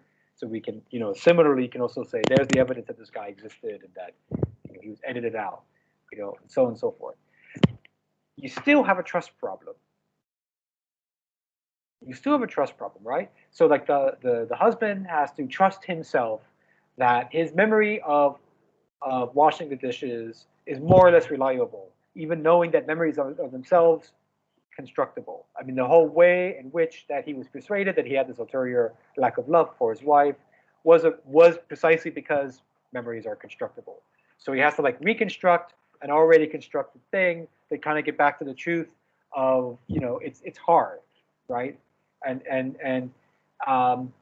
So he has to trust himself to some extent that how he perceives what his perception was at that time is a more accurate perception than what his wife then later made him perceive about that perception, right? Similarly, there are people to this day who I'm sure would believe, no, that guy never existed. Stalin was there alone in the photograph, right? Because they have a hard time trusting otherwise, right? You have to trust that all these different forms of evidence come together to tell a more or less coherent story about the nature of that original photograph. The way the chemicals decompose, the way you might see the little elements of editing in the later photograph, et cetera. Why would Stalin be there in that photograph, and so on. And I think this relates to conspiracy theories, right? And I do think a lot of alternative history is conspiracy theory in one form or another. And again, it's a trust issue, right? Historians are debating all the time about what really happened, right? And it's similar to both of these cases, right? Do we trust the historians? And when I say trust, it's not just about whether they have good intentions and it's a good faith action, but whether there are other things going on as well to make us, to persuade us that the historians are really doing their job well, right? And in a way that is largely free of bias and striving to be free of bias. See, like with me, as far as historians go, I think a big thing is most of them, and I'd say this goes not just for historians, but for any any field anywhere. You're confining yourself to a narrative. And most historians, they'll come across something that is actually very groundbreaking, but they don't interpret it that way. They try to fit the piece into the narrative. See, to me, history should be looked at as something that's an ongoing investigation. Like if I'm a detective and I want to present something, I have to bring it to you, who's the prosecutor or the lawyer in this case. You now have to present it to judge and jury, all the evidence and the facts, and they have to determine if this is legit or not. The history that we have, it's, no, this is how it went. This is the story. It has to fit into here. If it doesn't fit into here, it's wrong, or we can't prove it, or it's dismissed. So, I mean, Thomas Kuhn, of philosopher of science, argues that human beings need narratives. They need paradigms, as he called them, right? But you can have healthy and unhealthy paradigms. It's not necessarily related to the content. It can be related to the content of the paradigm. You can imagine that a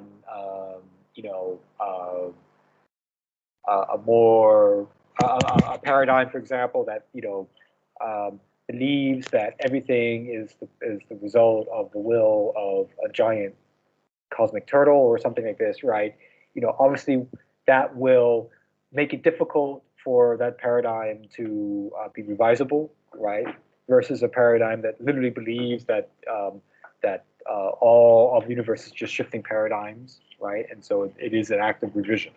But overall, the content is not what matters in terms of the health or unhealthiness of a paradigm.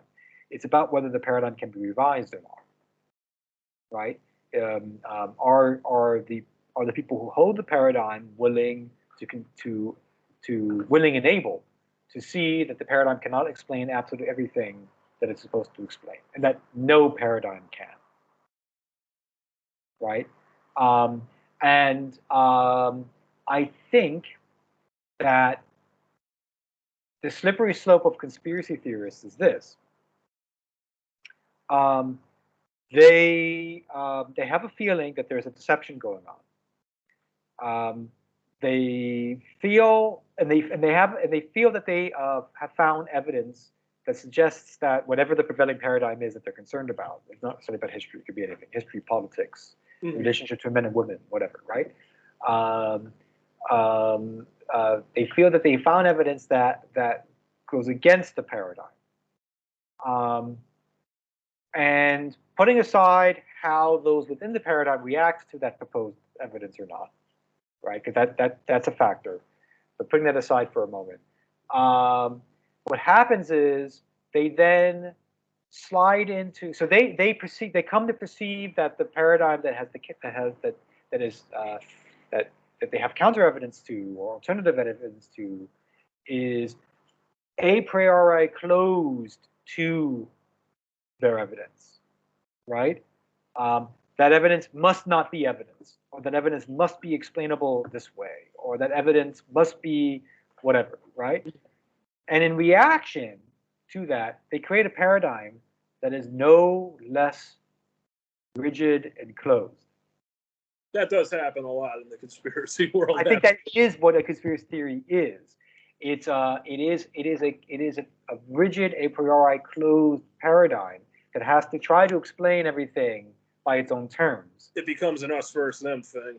And it becomes a tribalistic us versus them. Yeah, that's absolutely what happens, and I think that's one of the major problems in any alternative world. Whether it's historical conspiracies or current events or just the how you're going to handle psychology or psychiatry. It could be any field.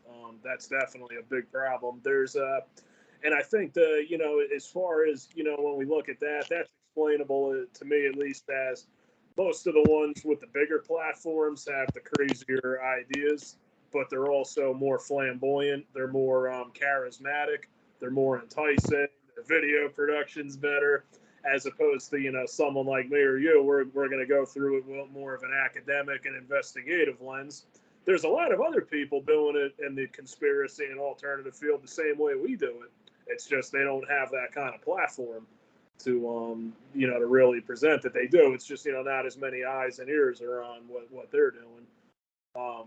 Right. But yeah, I think as far as what we were saying with simulation, it's there's something being created with thought, and thought could just through these physical bodies create this reality alone. I think that's evident just with the power of persuasion. Yeah, where people are confessing crimes they never committed.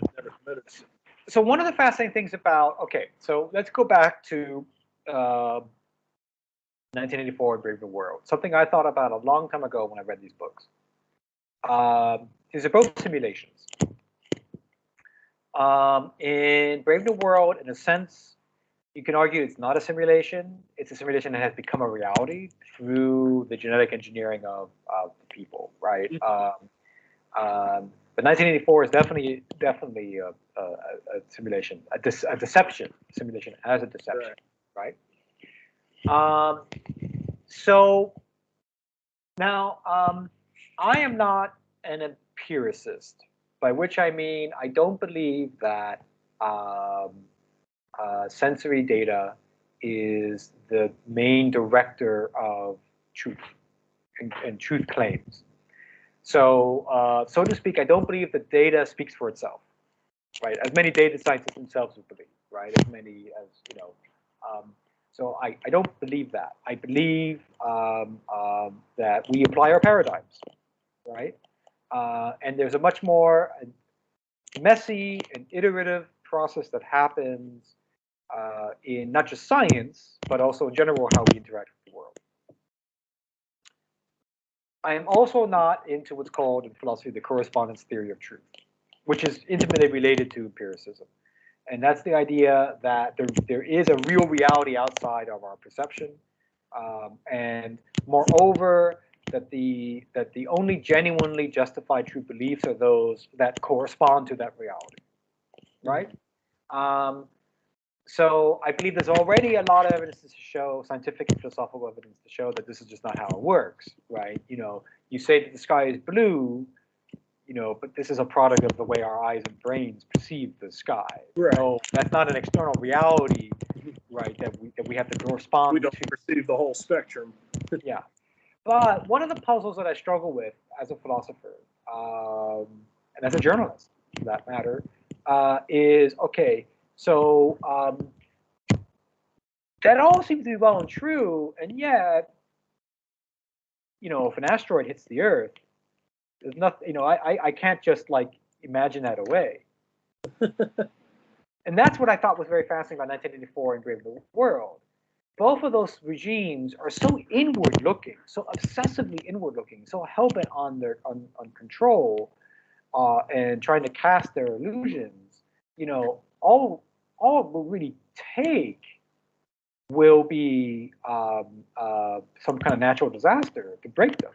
Mm-hmm. Now, again, why I think Brave New World is the more subtle of the two books is that this is kind of implied they've actually already happened and may happen in their world in two ways. First, there was the Cyprus experiment. Mustafa Mann, the world controller, talks to them about how they tried to create a little mini society. They tried to simulate.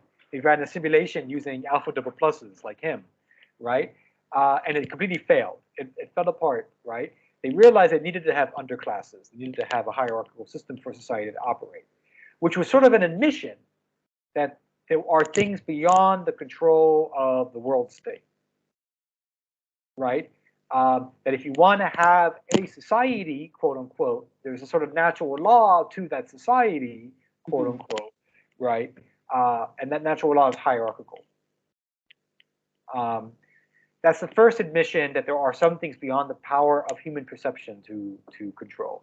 The second thing is one of the characters, I think it's John the Savage, complains about how the world state exterminated all mosquitoes at one point because they were just annoying. Now, in the 1930s, when Aldous Huxley wrote this, we didn't have a very strong understanding of ecosystems, right? So I don't think Aldous Huxley was trying to do a wink, wink, nudge, nudge that this world is heading for an ecological catastrophe because of the extinction of mosquitoes, right? But we can now read it today in the 21st century and be like, oh boy, what else have they exterminated?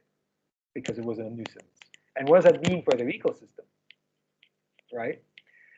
In 1984, even more than Brave New World, at least Brave New World and the world state of Brave New World has some kind of humility. They had to work their way to where they got. Mustafa Mann talks about our history, and they had to do a protest and so on. They have some humility in a way. They know that they have to keep working at it, right? But in 1984, Ingsoc is so convinced that they can cast their illusion, that double think is possible, right? And you think that they pull it off. I mean, people are willing to live basically in conditions of starvation, because of whatever, because of the war and so on. But surely something must eventually happen outside of the regime's control, again, outside human perception, that will break Ingsoc. Maybe Eurasia and Oceania are real, and maybe one day they will finally slip up and go to war, like too effectively. Right. Right? Maybe an asteroid will hit the planet. Whatever. Maybe if there was a nuclear holocaust, the pollution will finally, have a reckoning. But the point is that and that's something I sort of struggle with. I'm not an empiricist, but it's kind of hard to deny that sometimes there are these like sheer empirical things that happen in our lives. Death being the big one. You can't just imagine that away. Even though religions are saying that physical death, in a sense, is an illusion or an exit from the simulation, they still have to contend with the fact that we die. There are very few religions, except some extreme cults, like Scientology, for example, that actually dare to suggest that there is no real death. But even then, it's like Scientology still says that L. Ron Hubbard left his physical body. The only cult I can think of where they actually do seem to suggest that the person might still be alive and wandering around are theosophical cults for ascended masters, and it's only certain theosophical cults, not theosophy as a whole, and certain Shia movements that argue that whatever imam is occulted and like living in a cave somewhere still, right? How about this for a little bit of a curveball now? Go for it. Sorry, that was a long tangent. Yeah, it was true though. As far as looking at the operation of the existing structures we have, but this is what I'm saying. To make fun of before you get to your point. My paradigm is a non-empiricist paradigm, but I have to still contend with evidence that suggests there are empirical realities. My paradigm is an anti-correspondence theory of truth paradigm, and yet sometimes you got to correspond to something outside yourself. Right. Similarly, empiricist paradigms have to deal with the fact that there are sometimes realities or truths that are greater than our senses. Similarly, correspondence theory-based paradigms have to deal with the fact that, well, what are you corresponding with exactly? What exactly is that? The sky being blue, that doesn't seem like a reality that fits your paradigm. So that's what I mean by a healthy versus unhealthy paradigm. Like, I can admit that my paradigm can't grapple with everything that's in the human experience. What if this reality is manipulated and altered by witchcraft, basically? Is this the curveball? Yeah. What if I'm going to use Aleister Crowley as an example, just because it's well known, but what if someone like him really just has the ability to hack the source code? Well, that's exactly it. What is the essential claim and concept of magic? It's the ability to hack the source code, right?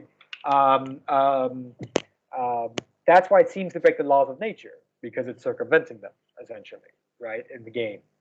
So what if our reality is the product of that? So, yeah, in a sense. Is that the question? Source code. So, so in back to Bostrom and simulation theory, let me get my notes here. There are a lot of big assumptions that go on in Bostrom simulation theory.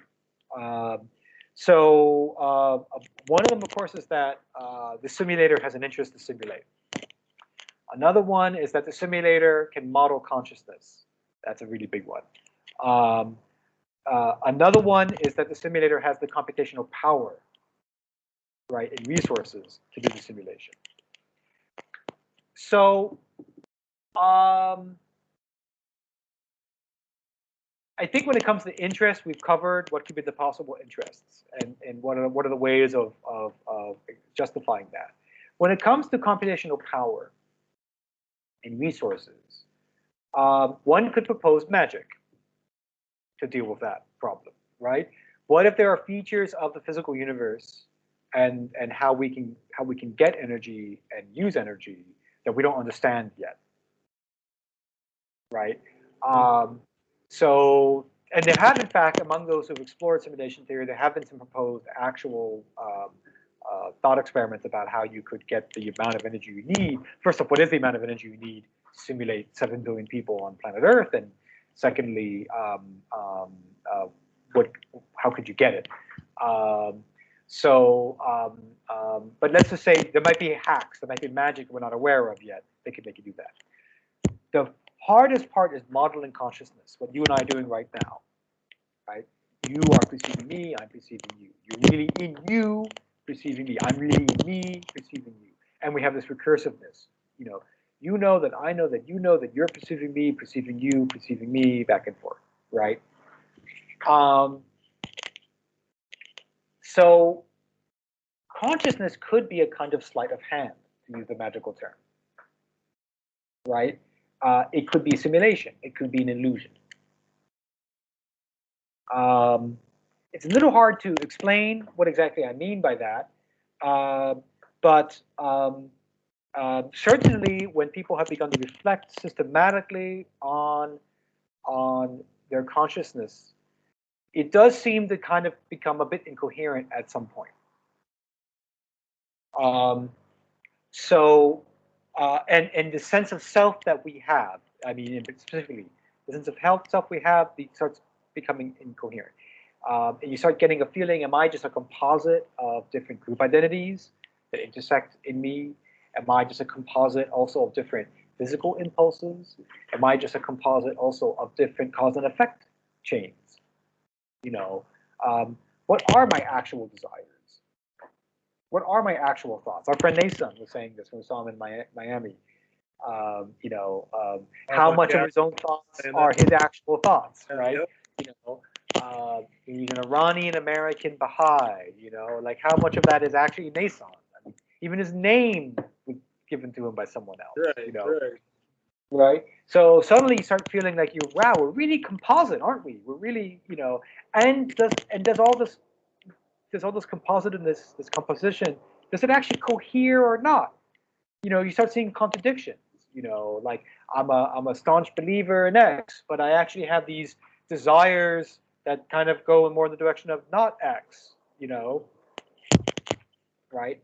I mean, a great example of this is when a person is a member of a universal religion, but also has very strong nationalist feelings. Like these things don't actually go together very well. You can't be a strong Arab and a Muslim. You can't be a strong, American patriot and a Christian. They actually, we want them to go together, but if you really think about it conceptually, they have a hard time together. You kind of, at the end of the day, sort of have to sort of choose one or the other. Yeah. And so what if the future simulator knows that?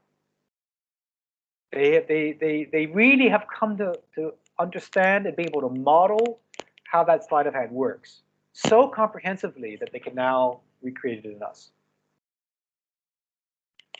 And so, yeah, in that sense, what if also our consciousness right now is the product of magic, a hack? Exactly. I would know.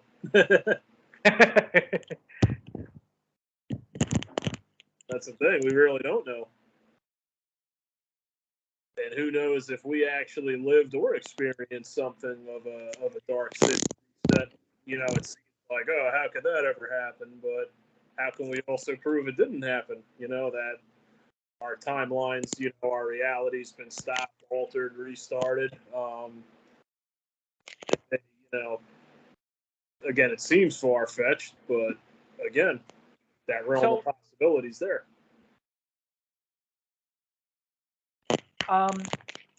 There is a distinction to sort of be made when it comes to simulation theories between when is the simulation being proposed as a methodological hypothesis and when is it being proposed as an existential metaphysical hypothesis. So what I mean by that is, when are we asking ourselves, is this real or is this unreal, as a way to solve a problem, a conceptual problem or otherwise? And when is it more about the nature of reality and how we live in that reality, right?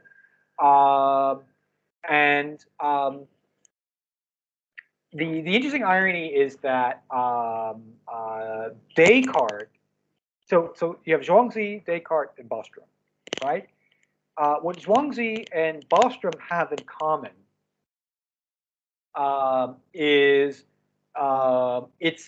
it's both questionable, maybe not really relevant, whether there is anything other than the simulation when you are the simulant, right? You as the simulant don't necessarily have an existence separate from the simulation. For Zhuangzi, this is not so straightforward, I have to say. He has this famous thing where he says, am I dreaming of the butterfly? Or is the butterfly dreaming of me? So there is a bit of a tension there, but there is also a deep interconnection between them, right? So it's not so splittable either. But for Bostrom, definitely the simulant has no existence separate from the simulation. For Descartes, he's much more the matrix situation, right? The simulant has an existence separate from the simulation that it's just not aware of, right? Or in a more broad sense, even if the simulant can't escape the simulation, it's still bothersome that it's not in the base reality, that it's a product of the base reality and and not flow-based reality in itself, right? And so to speak, Zhuangzi is sort of a kind of a mystical approach. Bostrom is sort of kind of an existentialist approach. Well, we're here, we're in the simulation, Oh well, right? We got to work with it. And Descartes is the conspiracy theorist. He's the one. He's anxious, and he's like, God damn it, I don't want to be deceived, etc. There's an anxiety to Descartes, and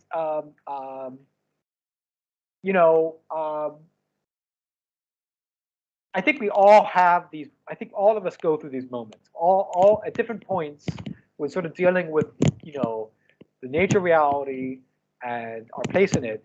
We sometimes got that Zhuangzi sort of mysticism and playfulness, and like it's kind of beautiful, how it's all sort of blurred together. And then we got that Cartesian anxiety of like, God damn it, I don't want to be a fool, I don't want to be tricked, I don't want to be a victim, I want to have power, right? I want to have control.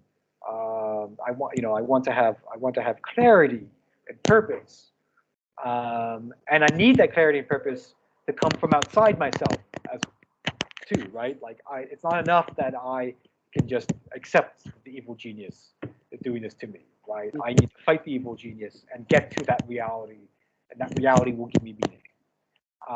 And then you have sort of Bostrom. Bostrom himself is not saying this. It's more of a thought experiment for him, but that's just attributed to him anyway. And you have sort of the Bostrom, like, well, we got to make do, right?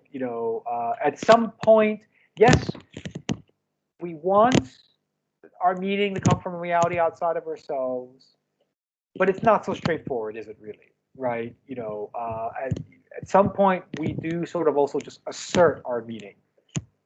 Even if we think the meaning is coming from outside of us, and we might have good reason to believe it's coming from outside of us, we are still also sort of asserting that it's coming from outside of us, and we are sort of making an active turn toward that perceived outside. So we're still at some level creating our own meaning, even then. Yeah, maybe something I was thinking of, as we were talking about this, is maybe the revolutions we saw in the 17 and 1800s were kind of creating a new simulation of reality on the physical level, just a new form of governments we were seeing, like the Masonic and Jacobite revolutions. Maybe before then, not saying this was some utopia, there was maybe some more cohesion, as far as existing for the greater whole. But then the ideas of freedom, individuality, and free will took over. Individuality, and now, whether intentionally or unintentionally, that's created the paradigm and the mess we have today of, every man for themselves. And, what you see now is you get that blend of half the time you're just living for the talisman, the dollar sign, you're just living for this money that, no matter how much of it you have, it doesn't seem to make people happy. Actually, it seems the more you have of it, the more miserable you are. And, but at the other hand, then it's when it's convenient for the oligarchs. Oh, we're all in this together. Russia invaded Ukraine. We all hate Russians now. But no. So now this is a great segue actually into. I think we talked to maybe briefly before, and I had a debate about with a Russian friend of mine about facticity. So my friend. He was saying he doesn't believe in society. Let me put it this way, right? He believes that all these institutions and governments and things like money and all these things are just in human heads, right? And of course, right? When human beings make a border, right? And let's say, for argument's sake, they use a bunch of trees. They plant a whole bunch of trees in a straight line that demarcate the border. If you could ask the tree, about the border, the tree would be like, "What's a border?" Right? So it's true. But it's also missing the point about why human beings do what they do, what makes us an effective species on this planet. John Searle, the philosopher, talks about the difference between social facts and brute facts. Both of them are facts. But brute facts are those that, so to speak, you can have a correspondent reality relationship to. You know, it's raining outside. It's a brute fact, right? Temperature goes up and down. Brute fact. Social facts are, you know, this is a pen. My name is Chris. I live in Kyrgyzstan. Kyrgyzstan is a country. Kyrgyzstan has a president, right? But I'm an American, and as an American, I also have a president. You know, these kind of categories. Now, what's interesting is that both of these perceptions rely on and also qualify themselves as facts. So to speak, that same structure in our brain that says, oh, it's raining outside, is also the same structure that says, oh, that's the President of the United States of America. Mm-hmm. Right.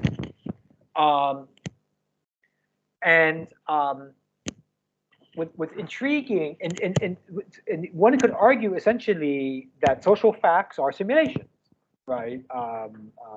They have this cerebral quality to them, right? You can't, again, you can't ask the tree, what does it think of the border? It exists literally in our brains, and yet they do have a viscerality to them. We're willing to fight and die for them, and literally it's happening right now in Ukraine, right? And the question is whether social facts are less legitimate than brute facts. Now, I would argue they are not less legitimate. They're just a different category of facts. They are more pliable than brute facts, right? You can't necessarily do anything about the fact that it's raining outside, right? You can do something a little bit about your name. You can legally change your name. But because of there's so much consensus behind the idea that Joe Biden is President of the United States of America, there's not much you can do about it right now, not until the next election at least, right? When the next social fact of an election kicks in. So social facts have a certain rigidity, but the rigidity is more based on the consensus behind them that energizes them and makes them possible. The issue is human beings don't get meaning from brute facts. They get their meaning from social facts.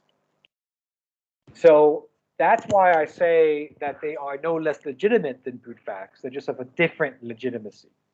They're a different kind of legitimacy. They matter to us, and therefore they are legitimate, which is different from a brute fact, which matters in itself.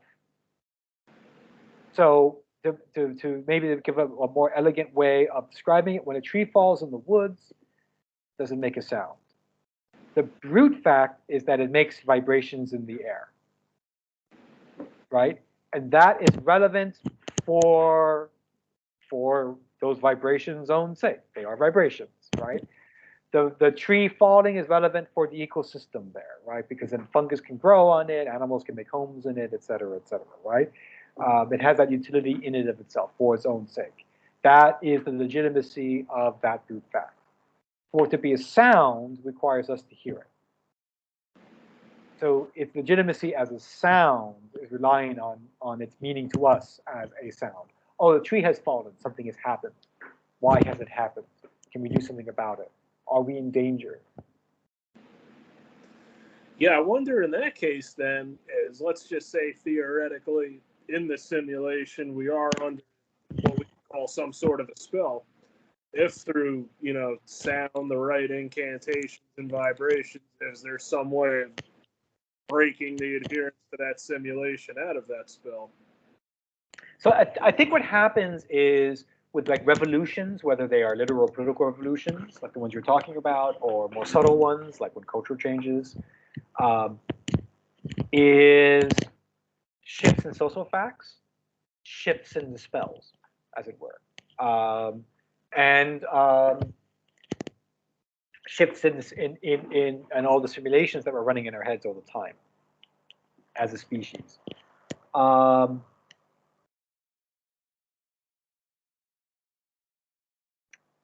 I think I have an intuition. It's a little hard to describe.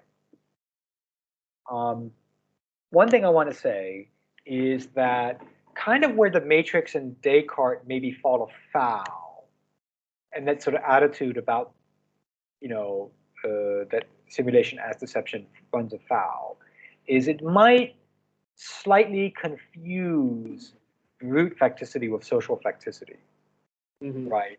The idea that there is really this reality outside our heads, and that the reality outside our heads will be a social reality when we find it, right?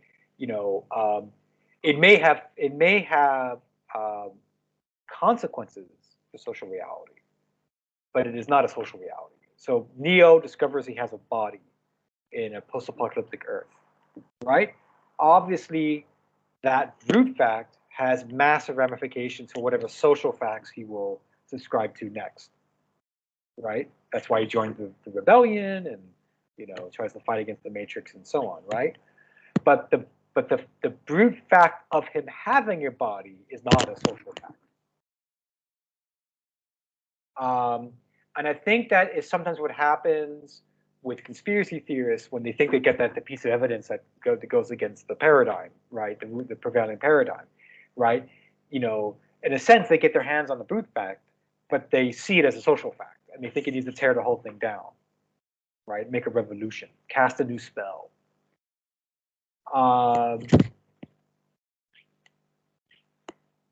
Yeah, this is not quite the intuition I wanted to get across, but I don't know quite how to get it across. Ones I've been thinking of how to get it across too is it's like, it's almost like the idea of some like people. I think we've all tried to do this, where it's like you think we can get to the point where this giant aha moment's created, and whether it's individuals or at a group level, and it's really not saying it can't work, but it's not something that we've really seen. You don't really have that moment that everyone seems to be waiting for, where people just snap into their best self or something. Yeah, so indeed, I think the whole desire for eureka or aha moment is the desire for something else to do the thinking for us at root, right? To be confronted with something so real, a real that is so real, you have no choice but to think a certain thing about it, right? The data speaks for itself.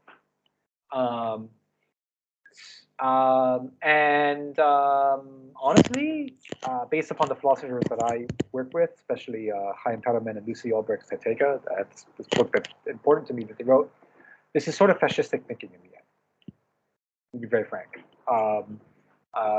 Because you're really just hanging up your responsibility to reason and your responsibility to stand for something. Even if you do think it's a reality beyond yourself, you still have to make that existential choice of being for it, right? And so you, to some degree, are making your meaning for yourself. You sort of try to take that whole process and hook it on a hook outside yourself and say, no, there it is. I don't have to do anything about it.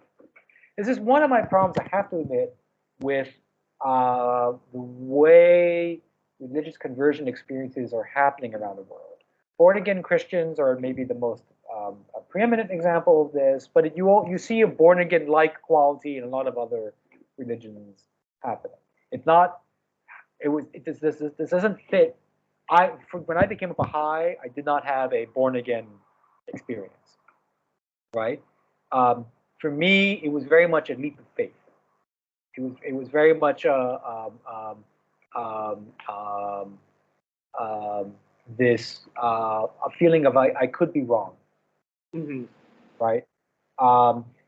And my experiences with a lot of people who are born again, basically fundamentalists, is rather than having this uncertainty, they have a certainty, right? They think that they have found this thing, this real that is so real, right? That it abridges any need now for them to have to make any other decisions. They are now saved. And I think one of the telltale signs of a person who has made that slip is they often exhibit a kind of bliss. I hear it all the time, I must say, unfortunately, in the Baha'i community. Not so much in Western communities. I hear it a lot out here in Eastern communities, I have to say, where they're like, they say, they're so thankful that they have divine law. They're so thankful for the revelation of Baha'u'llah, that it has come, and it's sort of like, it's now like a roadmap for what they have to do. Mm-hmm. And when they say thankful, they're like, oh, it's so great that we have. Isn't it wonderful? Oh, right. And I'm not trying to make fun of them. I find it actually very disturbing. I find it very disturbing. I've seen it in Christian communities too. It's in any it's a phenomenon, unfortunately, in all religions, and I think it's the first slippery slope step towards fanaticism, fundamentalism, and, like I said before, fascism. And I think what happens is a lot of times people already had that yearning in them, for something like that, and it was just whatever moment in life triggered it, whether it was conscious or subconscious. And I say that just based on hearing people's, coming to Jesus moments, or the whole notion of the come to Jesus notion that we have in American English is exactly this. Mm-hmm. There's a philosopher named Charles Taylor who has explored this issue in a great book called Sources of the Self. It's this damn big, so I'll try to summarize it. One of the things he describes in it that I will always remember is he sees this as a feature of Protestantism, of Protestant Christianity, and although he doesn't say that it's been sort of globally exported to other religions, possibly as a function of colonialism, it has spread around the world. But it could also be maybe something intrinsic to religiosity. It's hard to say. But he definitely says that this come to Jesus idea in Protestantism, this idea of a confrontation with a brutal reality external to yourself, typically about your sinfulness, right? And your radical need to be saved, right? Is a feature of Protestantism, and structurally, phenomenologically, it is, what are you really being saved from? You're being saved from your own first-person perspective. And that's why what's happened to you. Yeah, and I know this. I usually don't say this, but I'll say it because I know it pisses a lot of people off. But that's always why I perceive, whether it's Jesus or any religious figure, as a deceiver, because it's taking away what you said, that first person notion that of, how you need to handle the experience, and as you mentioned before, putting it onto someone or something else. But here's where I do extremely disagree with you, and here's why. So my experience, my experience of being a convert to a religion, my experience of religion in general, I grew up in a religious setting, is first, I want to make an important caveat. The first person perspective is not enough. And there is a certain kind of truth to the idea that you have to be saved from your first person perspective. But I don't mean in the sense of you're like released from your first person perspective, but rather your first person perspective enters into a more comprehensive dialogue with other greater perspectives, right? Why I mention that is because my experience of religiosity is that it makes me more of an individual, not less. So again, consider divine law, especially when it comes to a very legalistic faith like my own, the Baha'is, or Islam, but the focus on the Baha'i faith. So we, as Baha'is, we're a young religion, we're 170, 180 years old. We believe that we're the next iteration in an evolutionary process of religion as such, right? Religion as such is trying to establish a divine civilization, right? And we believe that the law revealed to us through the Prophet Baha'u'llah is part of that process. The next stage of that process, as we're making way to divine civilization. And so what we need to do is we need to understand and implement that law. And the more we understand and implement that law, the closer humanity will get to a divine civilization. The Baha'i faith will spread, more people become Baha'is, either literally, nominally, or effectively. And there you go, right? Now, a lot of Baha'is I know, like especially out here in Asia, see this in, I would say, a fundamentalistic way. They see that their job is not, when I say to understand the law, they see this not in an intellectual way. They just sort of, they kind of want to understand a little bit of the nitty gritty, but that's about it, right? They sort of want to understand what is the law asking them literally to do, right? And then their task to implement the law is just copy paste it, boom, boom, boom, boom, kind of make the life outside of our heads conform to the law. That is not how I experience it. I experience it as that the divine law is full of a lot of empty, it needs to be patched up. It's full of a lot of it's missing things, it doesn't address things. Baha'u'llah himself says that this is on purpose, right? That there are things that are like purposely left out, so that we sort of have to kind of figure out how it's going to work in real time. And the process of implementing it is messy. And it's like a dialogue between myself and a non-Baha'i world, right? It's a dialogue between myself and the Baha'i faith. It's a dialogue then between me and me as a Baha'i in this dialogue with this non-Baha'i world, right? So it's actually very much about how I am trying to be a Baha'i and implement this framework that I cannot possibly fully understand, into a world I cannot fully possibly understand as a person who cannot fully understand himself, right? And all of this actually makes me more of an individual. It makes me more of a distinct contingent thing that God has brought into being. It's my contingency. In a way, fundamentalism, we want to call it fundamentalism or fascism or unreasoning or whatever it is, wants to release you from your contingency and give you a false eternity. Whereas what I argue, what I experience in myself, and I think a lot of people who are what I would say are genuinely religious, they don't necessarily have to be, be able to articulate it the way I'm articulating it, but are genuinely religious, experience it this way, is that the eternal and the contingent are friends. They go together, right? And your contingency is very important. It's very, very important, right? That's how the eternal actually makes itself eternal, how it makes itself manifest as eternal.